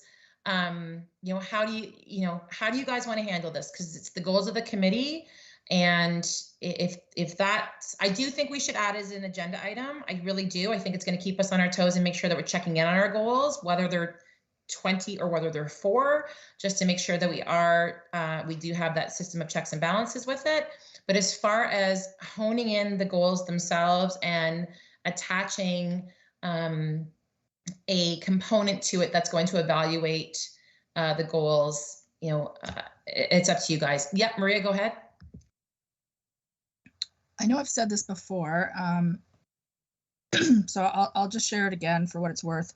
But, I have a bit of the benefit of also being on CPIC over the past year, and they really do use the subcommittee model. And in fact, it seemed to be an expectation that everyone would be on one. And there was 3, so I guess we could say those are our 3 areas that we're focusing on. And I know the subcommittee that I was on, we met in between meetings, and those subcommittee meetings are always very productive. And at our main meeting, we come back and report to the bigger group. It is hard to accomplish much in, when you're only meeting once a month, and we have presentations, and we have trustee reports, and we have staff reports, and all these other things, which are also important. I know we're all volunteers, but so I'm just going to put that out there. Obviously, you can't force people to volunteer on more committees, but it is a way that does help to move things forward when you have limited time. I agree. And, it's been something, we all see them. We all participate, well, not all, but a lot of us do participate on subcommittees, and we do see the work that gets done and then how that rolls up into the bigger committee. It certainly is another time commitment, but it really does move that initiative forward. And, light hand, many hands make light work. So, I'm all for this, but, we need other people to take up the charge. Maria sits on multiple committees. I sit on multiple committees. I know Trustee Guzzo sits on multiple committees. A lot of us, like you said, are volunteers. They're busy. We have a large SEAC group. There's a lot of us here. It would be great if we could have, some more people participate or to take on. So, if we were to bucket some of these and make them specific. So, community engagement subcommittee or whatever that might be. Happy to do that, but we have to have the people on the subcommittee to move that goal forward. Sorry, Maria, did you have your hand up again? I didn't take it down, so I wasn't sure. Sorry, no. No, that's okay. I didn't. I'm just not good at taking it down. That's okay, either am I, so no problem. Paul, do you want to go ahead?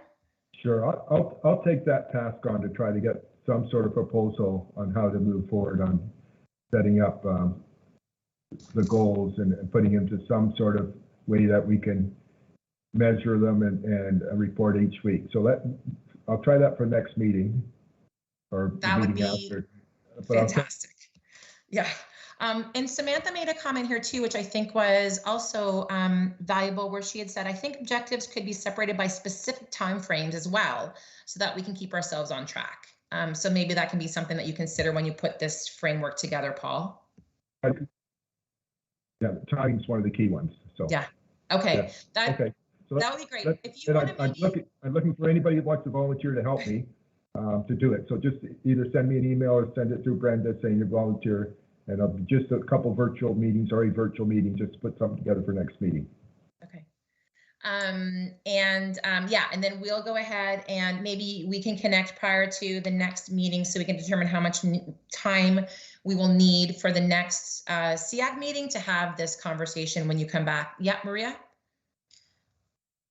So I don't want to put Paul on the spot here, but I feel like Samantha, because Paul, I thought you did send an email out before the end of the school year, and I had put my name forward for I think a couple subcommittees that you had planned at that time, and I don't think I heard back. So I'm not sure whether that just didn't go forward or if I missed something, or I'm not sure. So I don't even remember what the two committees were now.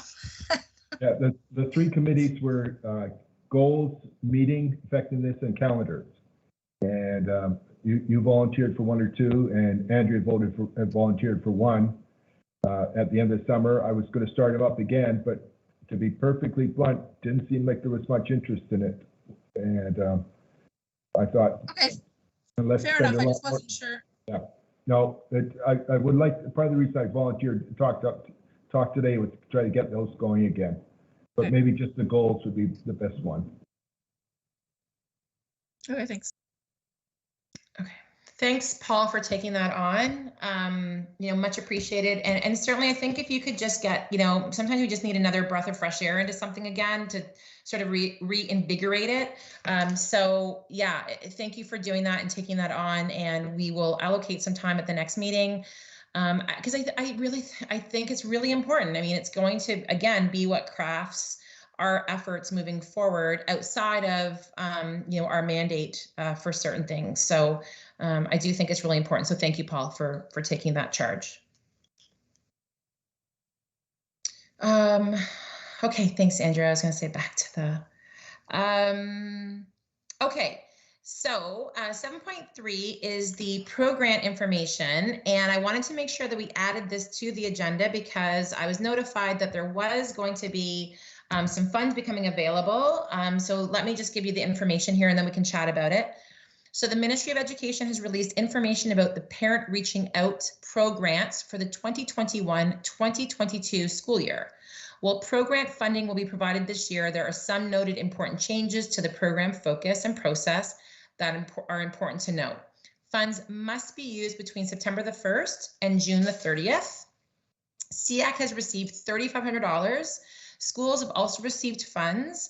These funds can be used to identify and address local barriers to parent engagement and may include, but not limited to, development of parent resources.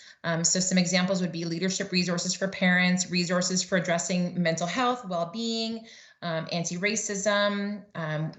We've seen some people that have done leadership resources on social media, things like that.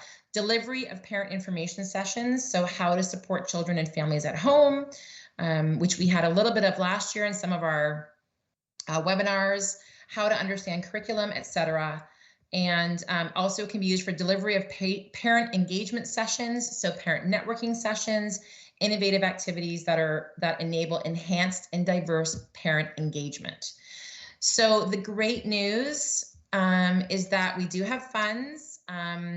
We are aware of them earlier in the process this year. So I think that's great because I know last year we were working with a little bit of a time crunch. I still am really proud of the modules that we did pull out. We had some great engagement. We had some fantastic topics for our webinars and they were very well received. So, but we do have a little bit more time this year to work on those. Typically, you could see some of that stuff flow from our goals, but we're still working on those. So it's great news. We have some money to spend on parent engagement, which is what we are always trying to achieve. So we can take a couple of minutes right now. I know this is, just new on the agenda. We can take a couple of minutes right now to talk about some ideas for what we want to do with that program, or if you want to ruminate on it for a little bit and send some ideas forward to myself and Maria and Stephanie, or to the group for consideration, we can do it that way as well. And then, I can add an item to a future agenda for us to circle back on the program. I mean, that's actually a perfect opportunity for a subcommittee, is to have a subcommittee working on that program. As far as, once SEAC decides what it is that they'd like to do, or, the subcommittee can come up with some ideas and bring them back to SEAC. So I don't know if there's anybody that would be interested in maybe taking this on, but just an idea that it could possibly be a subcommittee. Does anybody have any questions or input or comments on this?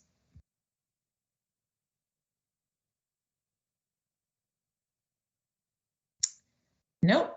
Okay. Let's go to item number 8 then, communication to SEAC, superintendent report. Superintendent Ballo, if you want to go ahead. Thank you, Brenda. I just wanted to start by acknowledging the work of the team this evening in their presentations. And our goal as a department is to work collaboratively and to use a team approach to really be responsive to student needs and to be able to assist and support staff, students, and families. We do truly recognize that everybody does bring a different expertise and approach to the work that's being done. And it is excellent to hear the team earlier reiterate that in the work that was conducted over the summer, and that continues to be really at the focus of everything that we're doing. Just some highlights with respect to some student supports and programs and celebrations. We do have the Right to Read Committee, which has launched a pilot study that will assess the effectiveness of the reading readiness screening tool with a resource as a Tier 1 strategy for grade 1 teachers.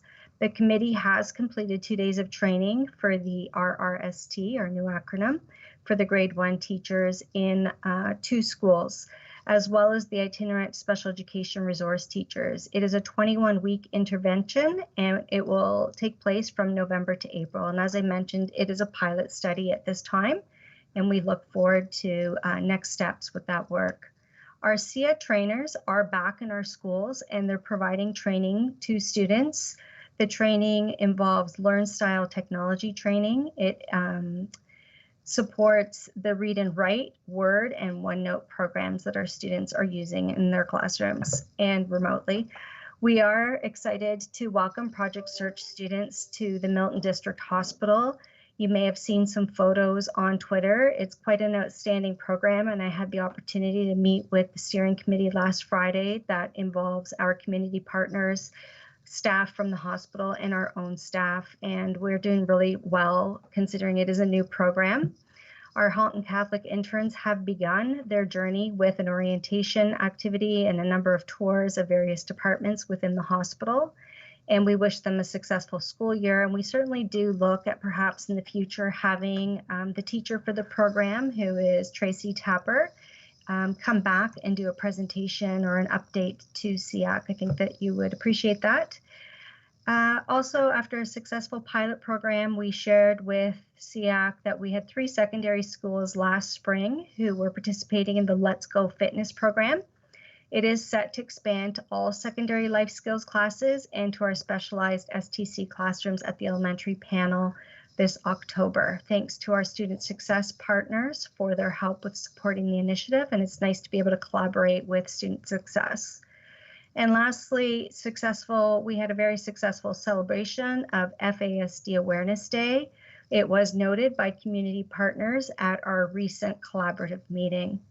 With respect to professional development, some of the professional training that's taken place since we started, we had a 2-day empowered training and provided by the trainers from Sick Kids Hospital. The goal is to continue to train additional staff and to expand schools that offer the program. At this time, all of our schools do have at least one empowered trained Cert. We conducted our first Cert meeting for new Certs, and some of the topics included creating an IEP, the components of and using eLite, creating IPRC documents, understanding accommodations and modifications, IEP development, and how to do a SEAC claim.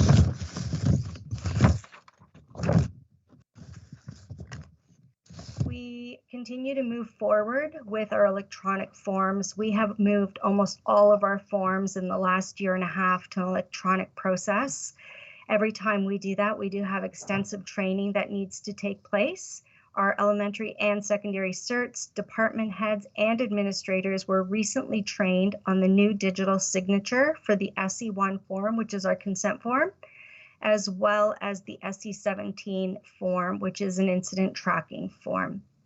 The secondary department heads participated in professional development last week that included a presentation on the new D-Stream math. The curriculum consultants attended the department head meeting and did an excellent presentation for that group. Other topics included safety plan training, the mental health and well-being presentation, and school-based rehab service updates. We have launched internal FASD training, and we did support all schools this year with release time in order to support schools in sending staff members or allowing staff members to attend in that important professional development.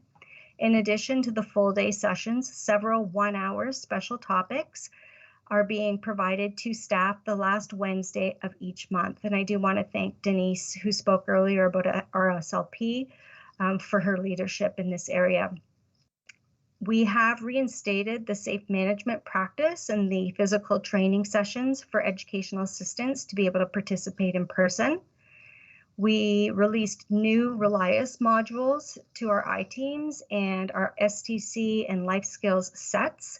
This training will be ongoing over the course of the school year and will be delivered in a combination of self-directed online learning modules and our BAs leading some debriefs.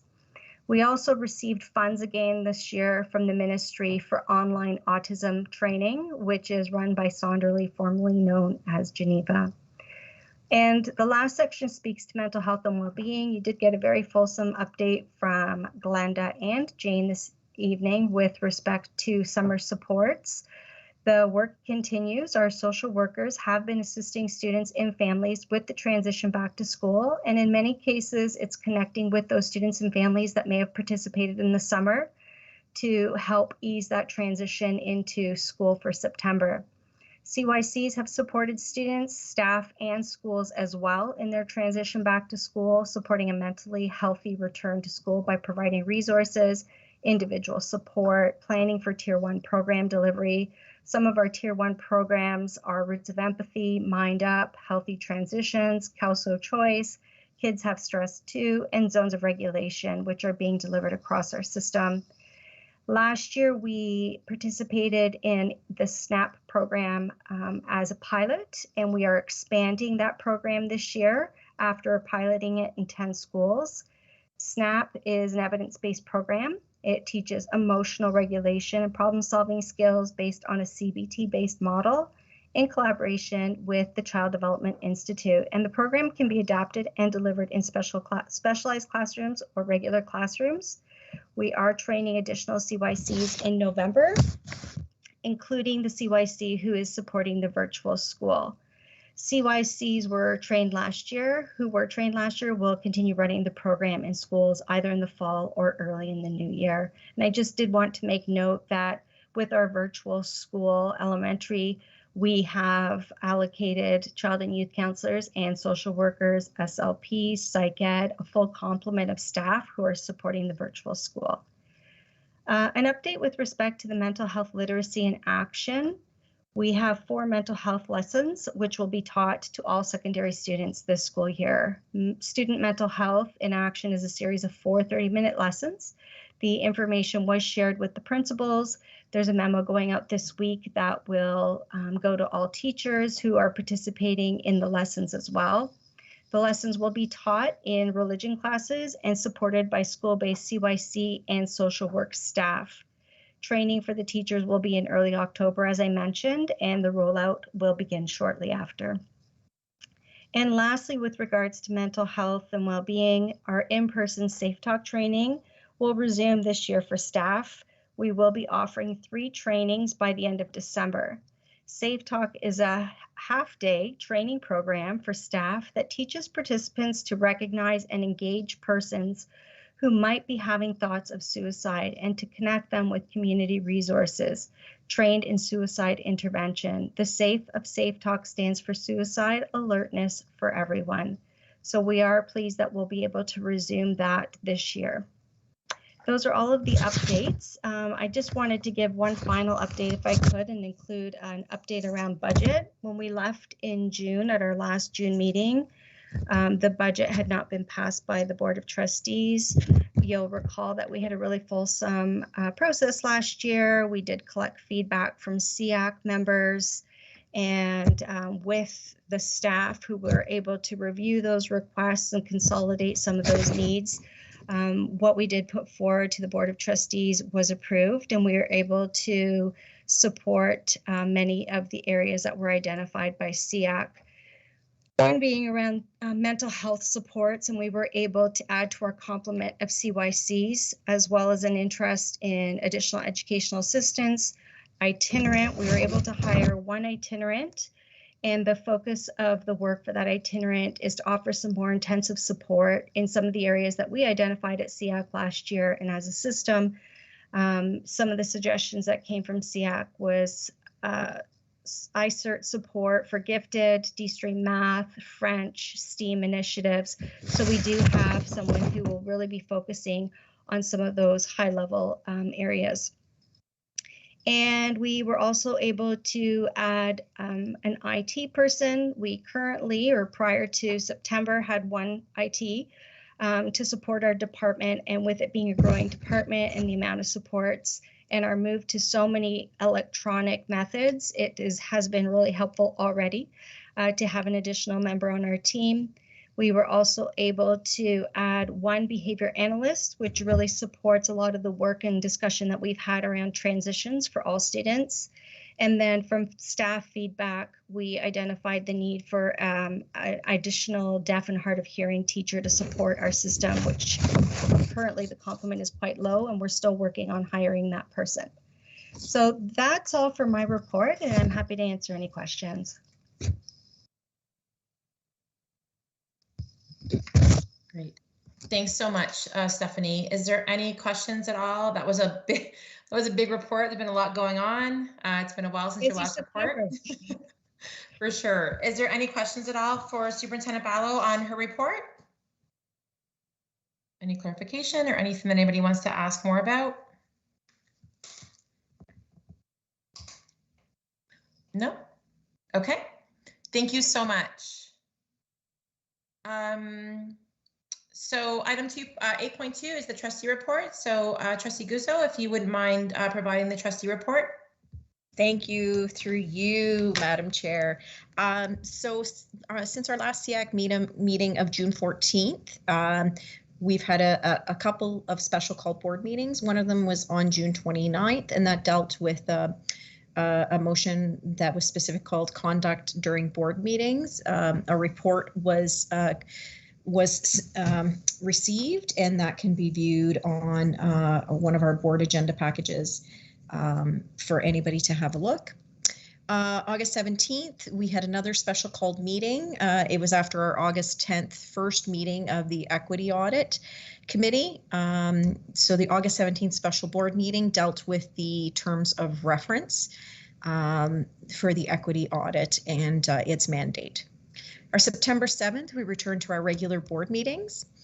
Some of the motions that passed were, one was for menstrual equity. It was a motion to write a letter, actually first to reach out to our coterminous board to ask if they would join us in writing a letter to the ministry to provide free menstrual products to all students across Ontario. There is currently a movement led by students, and this was a motion that was brought forward by one of our former student trustees.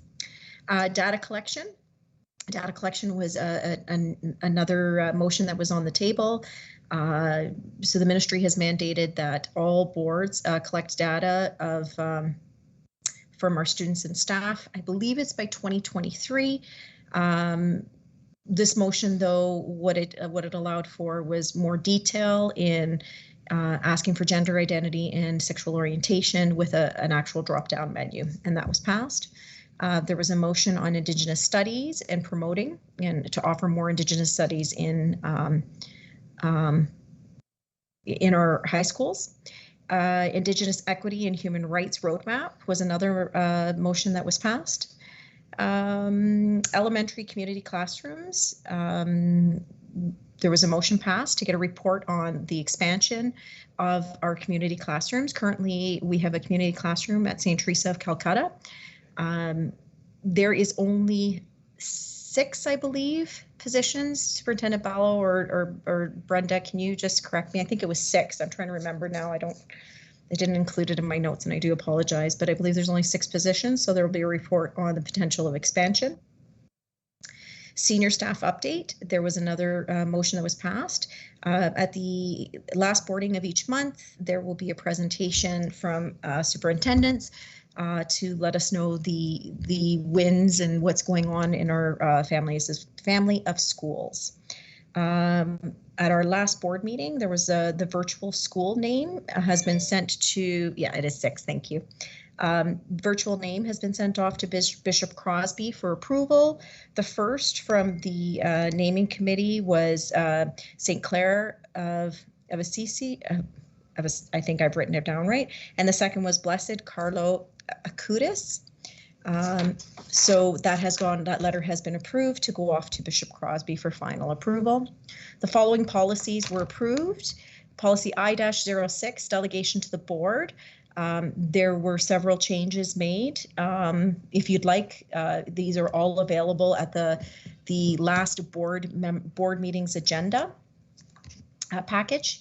Policy I-19, occupational health and safety. Policy I-46, correspondence to Board of Trustees. This is a new policy and it's gone to its 2nd and 3rd reading. Again, it's a brand new, so this would have been shared with all everybody who has an email.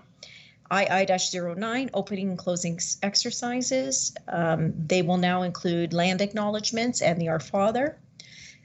Policy III-15, workplace violence. Policy II-16, workplace discrimination and harassment. Procedural bylaws. Our procedural bylaws have been amended to have our our in-camera meetings start at 6:30 as opposed to 7, and our public board meetings to start at 7 and go to 11, where at that time at 11 o'clock, it'll require 2/3 of the trustees to extend past 11, and at 11:30, it would require a unanimous vote to continue past 11:30 p.m. Unfortunately, we were unable to get to our school updates as the meeting did not go past the 10:30 mark. So other than that, that is the update from the trustees. Great, thank you very much. Trustee Carabella, you have your hand up? Yes, thank you, Trustee Agnew.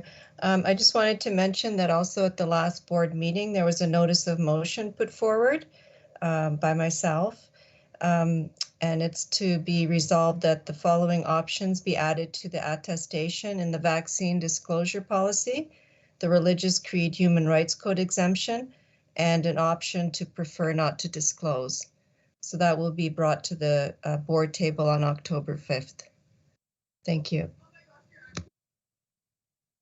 Great, thank you very much. Is there any questions at all for? Sorry, Brenda, can I just, I don't mean to do this, but I just want to, the trustee report is for things that have already occurred, not for individual motions that have come forward. So just so that we're aware that that has not been brought to the board or discussed yet at the board.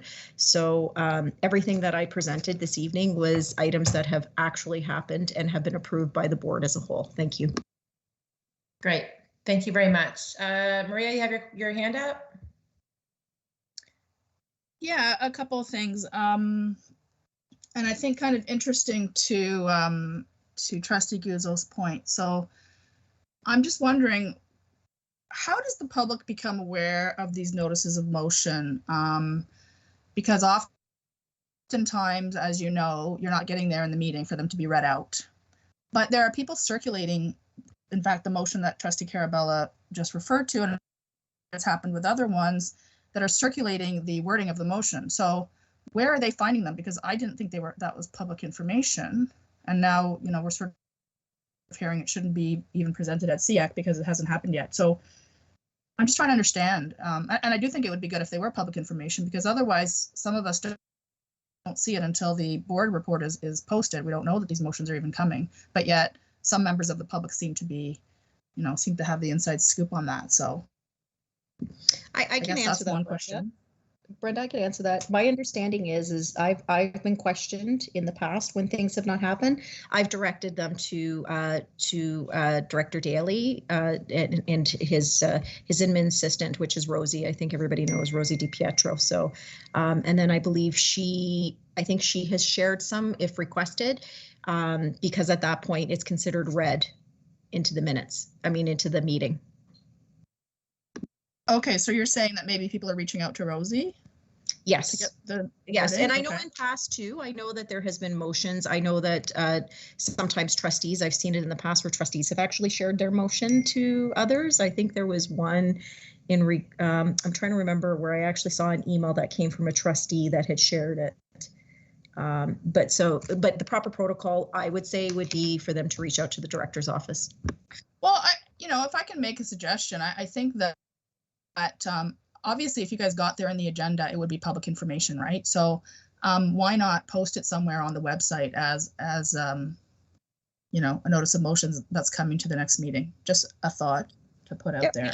We can bring that back for discussion. Yeah. So, and I just wanted to comment on a couple of other things that have and you mentioned one. I think the other was kind of maybe buried within something bigger.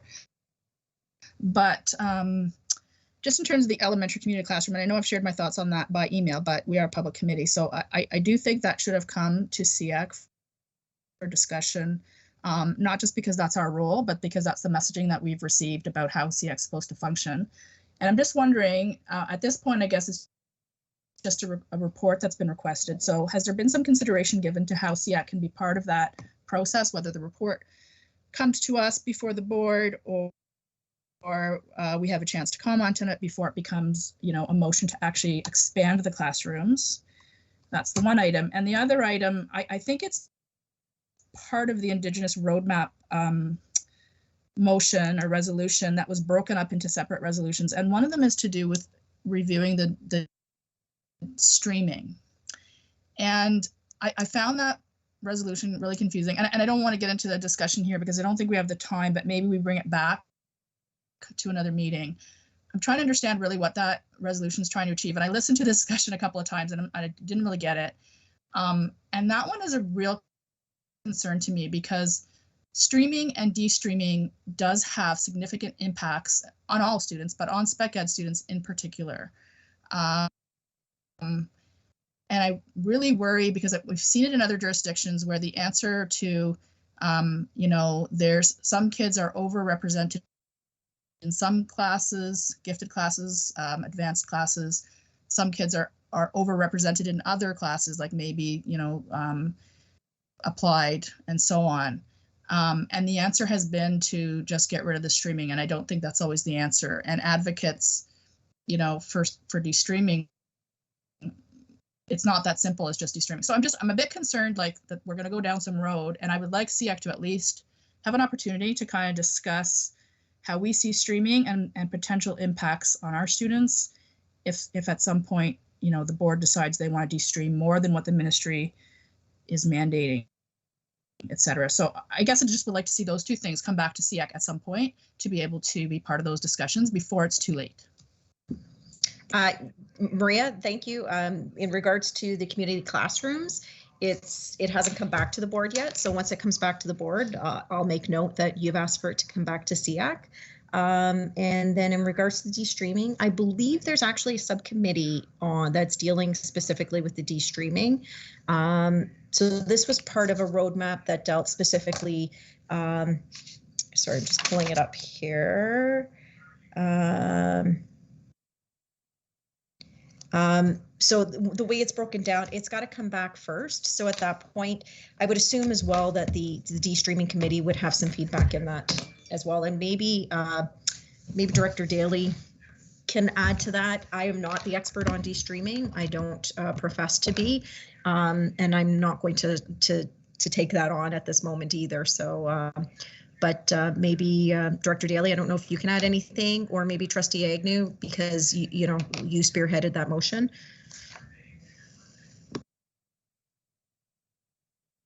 Sure, I can let, if Director Daly wants to speak to the piece about de-streaming. I think the bigger question here, as you stated, is around how we as a board are treating de-streaming, how voices are being represented with respect to the impact of de-streaming, and I think that's being accomplished through that committee. But perhaps Director Daly can speak to that, if you don't mind. Sure, thanks, Brenda. And I think part of that motion, because those motions were presented at the end of last school year. So in terms of some elements of it, they may be impacted a little bit by timing. As Ms. Lourenco noted, and we all know that for this school year, the grade 9 math has been de-streamed. Whether or not the ministry is looking to de-stream more of the compulsory courses in grade 9. We're not sure if that's the plan quite yet. And the motion with regards to some of that demographic data and how streaming or de-streaming, for that matter, may be impacting specific groups of students, we need to collect the data first before we can see if, as Ms. Larego mentioned, some students are overrepresented or underrepresented demographically in different types of programs, whether it's advanced level programs or streamed programs. So I don't think there's been any sort of determination made yet with regards to further de-streaming. We certainly haven't had the conversation as a senior staff in any real kind of fulsome way about whether or not we would look at de-streaming more classes or courses than what the ministry has mandated so far. Some boards have taken that approach. We haven't had that conversation in any real detailed way yet. I'm not sure if that answers the question, but I'm happy to answer a follow-up, or if there's more information you need, I'm happy to try and to respond to them tonight. Great, thanks, Director Daly. Maria, did you have a follow-up? Yeah, I want to clarify a little bit. So there is a de-streaming committee, and I actually am on that committee representing SEAC. It is specific to the grade 9 de-streaming though. And my understanding, just by reading the motion and also by the conversation that I listened to, it was just, I think the motions were originally in June, but they were only passed last week, I think. Right. And I listened to the conversation because I know Trustee Duarte had those questions, and the way that Director Daly responded was that this was not the grade 90 stream math, but looking at other streaming. And I do understand that nothing's been decided yet, but that's why I'm trying to be preemptive, because to bring it up once it's been decided, it's generally too late. And I know I have a lot that I'd like to share on this topic. I'm not an expert, but I have read about it a lot. And I know, you know, in the States, like, you know, it was been a big problem in a lot of jurisdictions in the States. And I know it's happened in BC as well. And even to the Toronto District Board, where they go, there's not enough marginalized students in gifted classes and advanced classes. So we're going to get rid of those classes, where the answer should be, why aren't there more? Why aren't we identifying those students? And this is part of the whole equity audit piece that I was sort of trying to get at. So again, I don't want to get into too much detail, but I just saying I do understand nothing's been decided. I do understand it's preliminary, but that's precisely why I'm asking, because I'd like us to be able to be a part of that process in time to you know, have an impact on where it ends up.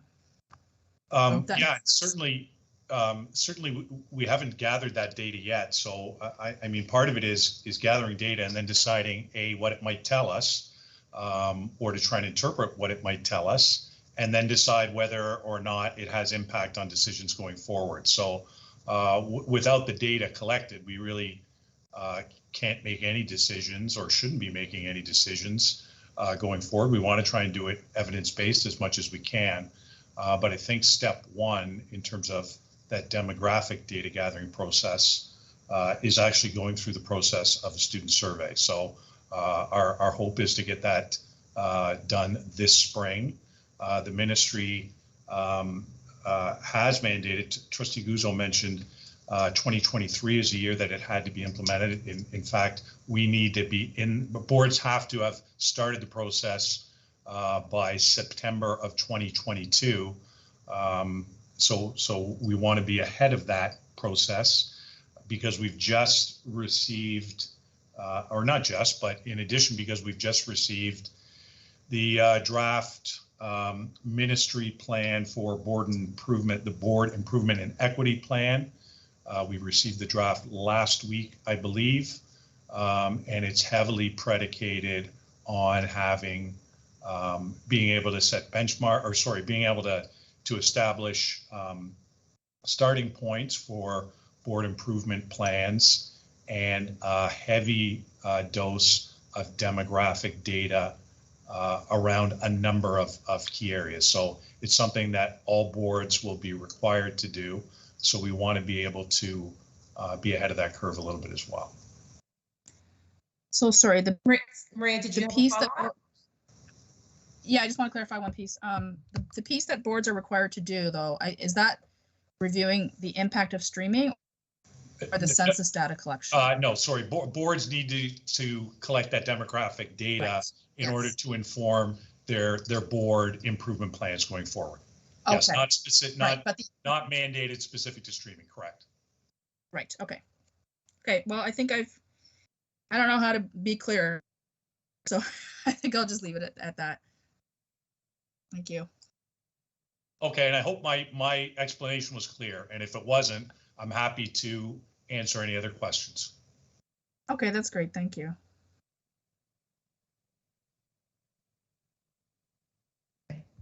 Thank you, Director Daly. Moving on to item 8.3, we have an association report from the Learning Disabilities Association of Halton Hamilton. So Samantha, please go ahead. Sure. Are you just able to pull it up on the screen there? I have it open, but just so everyone else can see. Awesome. Yeah, for sure. Yeah. Andrew's bringing it up now. Thank you. So just being cognizant of everyone's time, as I realize it's 12 minutes after 9, I'll just be super quick.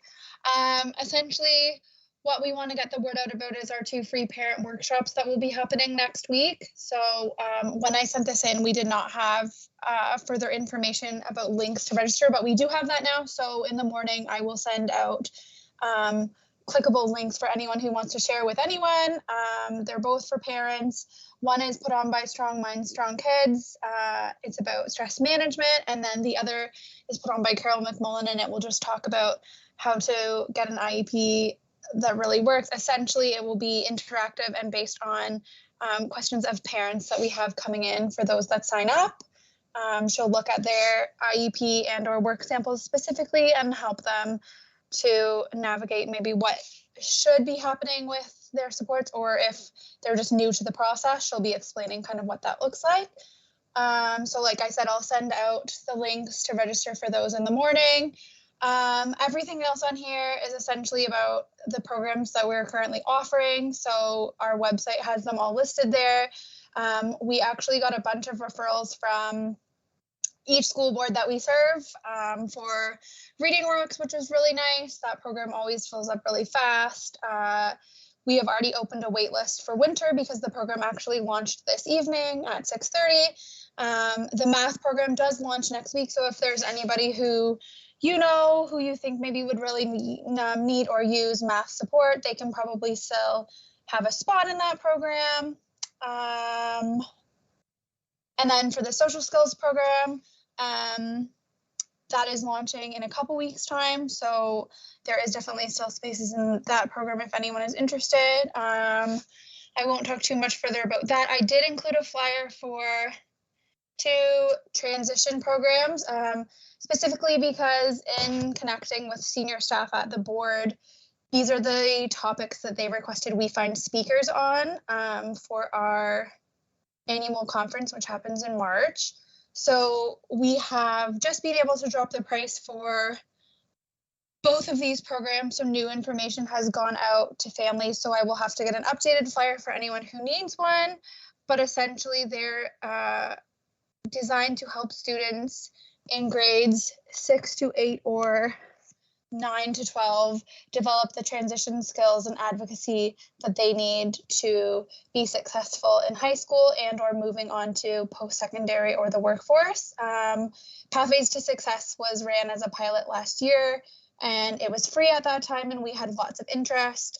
We wish that we could offer all of our programs for free, but as I said, we were just able to drop the price for them. So those two are listed there in response to what the HCDSB has asked of us.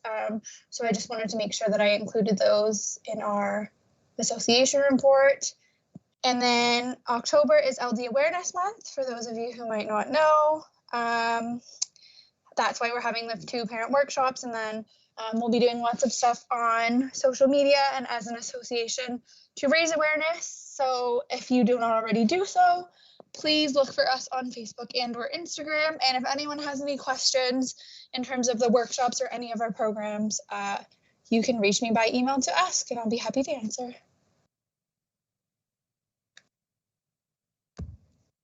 Thank you so much, Samantha. And 2 things that you mentioned that I wanted to ask about. So one was, if you could, sure. So we'll make sure that from a social media perspective that, you know, our SEAC account is retweeting and supporting Awareness Month. But if there's anything that we as a committee could be doing, so you know, I don't know if there's specific messaging that we could individually communicate, or if there's something that we could be doing to show our individual support as well as a committee. You know, please let us know. I know that, you know, some organizations will wear a certain color, or just sometimes they just want to get their messaging out. So if there's a theme or anything that you want us to be able to communicate to our social media channels, just let us know. Okay, perfect. Thank you. Yeah, we'll just be doing something different every day of the month. Okay. It's not my area of expertise. I am by no means the communications person, but she has done an awesome job in coming up with material, for all of the month. And I don't know if there's anything specific that she has decided on getting the public involved with, but I will definitely make sure to pass anything along. But if SEAC can retweet and or share things that we are putting out, that would be great. Definitely. And then the other question that I had was about the some of the programs that you had listed earlier. And I have participated in some of those in the past, and they're fantastic. So are we able to share those with our associations, or, you know, I moderate a group for special needs families. Are we able to share those links with them to participate if they wish? Yeah, of course. Okay. The one for Reading Rocks, which is usually our most popular, like it started tonight, as I mentioned. So they will be able to apply to be on a wait list for winter, but the sooner you get the word out to anyone who you think might be interested, the better, because then it's more likely that they will be offered a spot in the program, because they all seem to fill up. But yeah, anyone can share our website or anything with anybody who they feel would benefit. And if there's any specific application link that you want directly sent to you, Brenda or anyone else, I can just email it to you. Okay, that would be awesome. Yeah, thank you so much. I'll let you know. Thanks so much, Samantha. Okay, you're welcome. Is there any other questions at all on the association report? I know that you included a lot of information in that, so thank you so much for that. Yeah, sorry, I tried to talk fast because I know that not everyone wants to be online until later. So don't worry about it, and it's great that you've included links and more information, so people can certainly, you know, take the time to go through that if they have more questions. Awesome, thank you. You're very welcome. Thank you. Okay, so we are at number 9, and again, as Samantha said, just being cognizant of the time, it is 20 after 9, but we only have a few items left here. So item number 9 is we have an allocation there. If there's anything up for SEAC discussion or questions.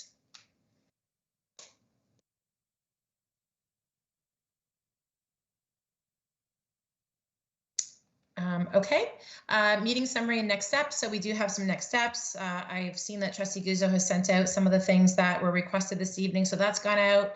And we are going to be looking to add some agenda items to our upcoming agendas to make sure that we're covering off on some of the things that we've talked about tonight. So we will see those in our next agendas that will be sent out. Our next meeting is on Monday, October the 25th. 2021, And now 11.2 is the notice of motion. So Rick, did you want to read your notice of motion, or are you able to send it to Andrea to perhaps put on the screen? I can read it and I can send it afterwards if you like. If that's okay. Yeah, that's okay. fine. Okay. So through you, Madam Chair, for consideration, Committee Code of Conduct for SEAC members. Whereas SEAC is a committee that is tasked with supporting children with exceptionalities, whereas the work that all members contribute reflect our reflective groups mandate and serve as a vital role in the support/recommendations that SEAC provides to the Halton Catholic District School Board for any child with exceptionalities. Whereas the best way to accomplish this is to work collaboratively with all members of SEAC in a supportive and respectful approach that benefits all students with exceptionalities at the Halton Catholic District School Board, especially our vulnerable students.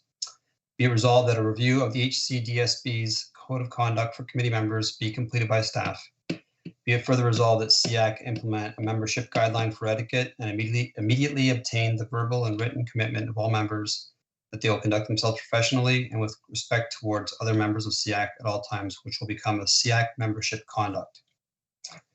Be it further resolved that proper protocol to ensure concerns about matters brought before SEAC are addressed by SEAC and not communicated or otherwise used by members of SEAC to besmirch, tarnish, bully, or harass other members or used for personal advancement and gain.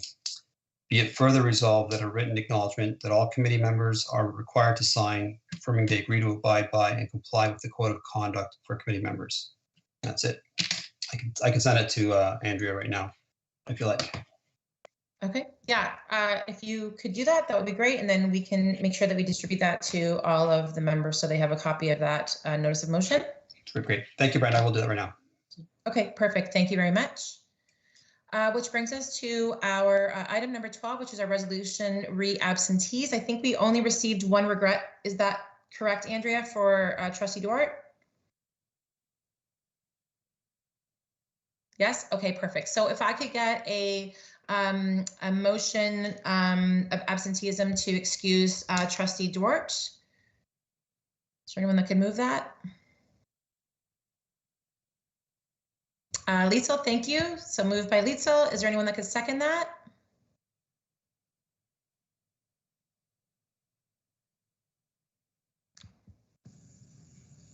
Okay. Sorry, Paul, second. Thank you very much. Okay, and that brings us to our item number 13, which is our adjournment. And thanks, Tracy. Our adjournment and closing prayer. So could I get a motion to adjourn, and then I'll read our prayer. Dan, move. Thank you. Seconded.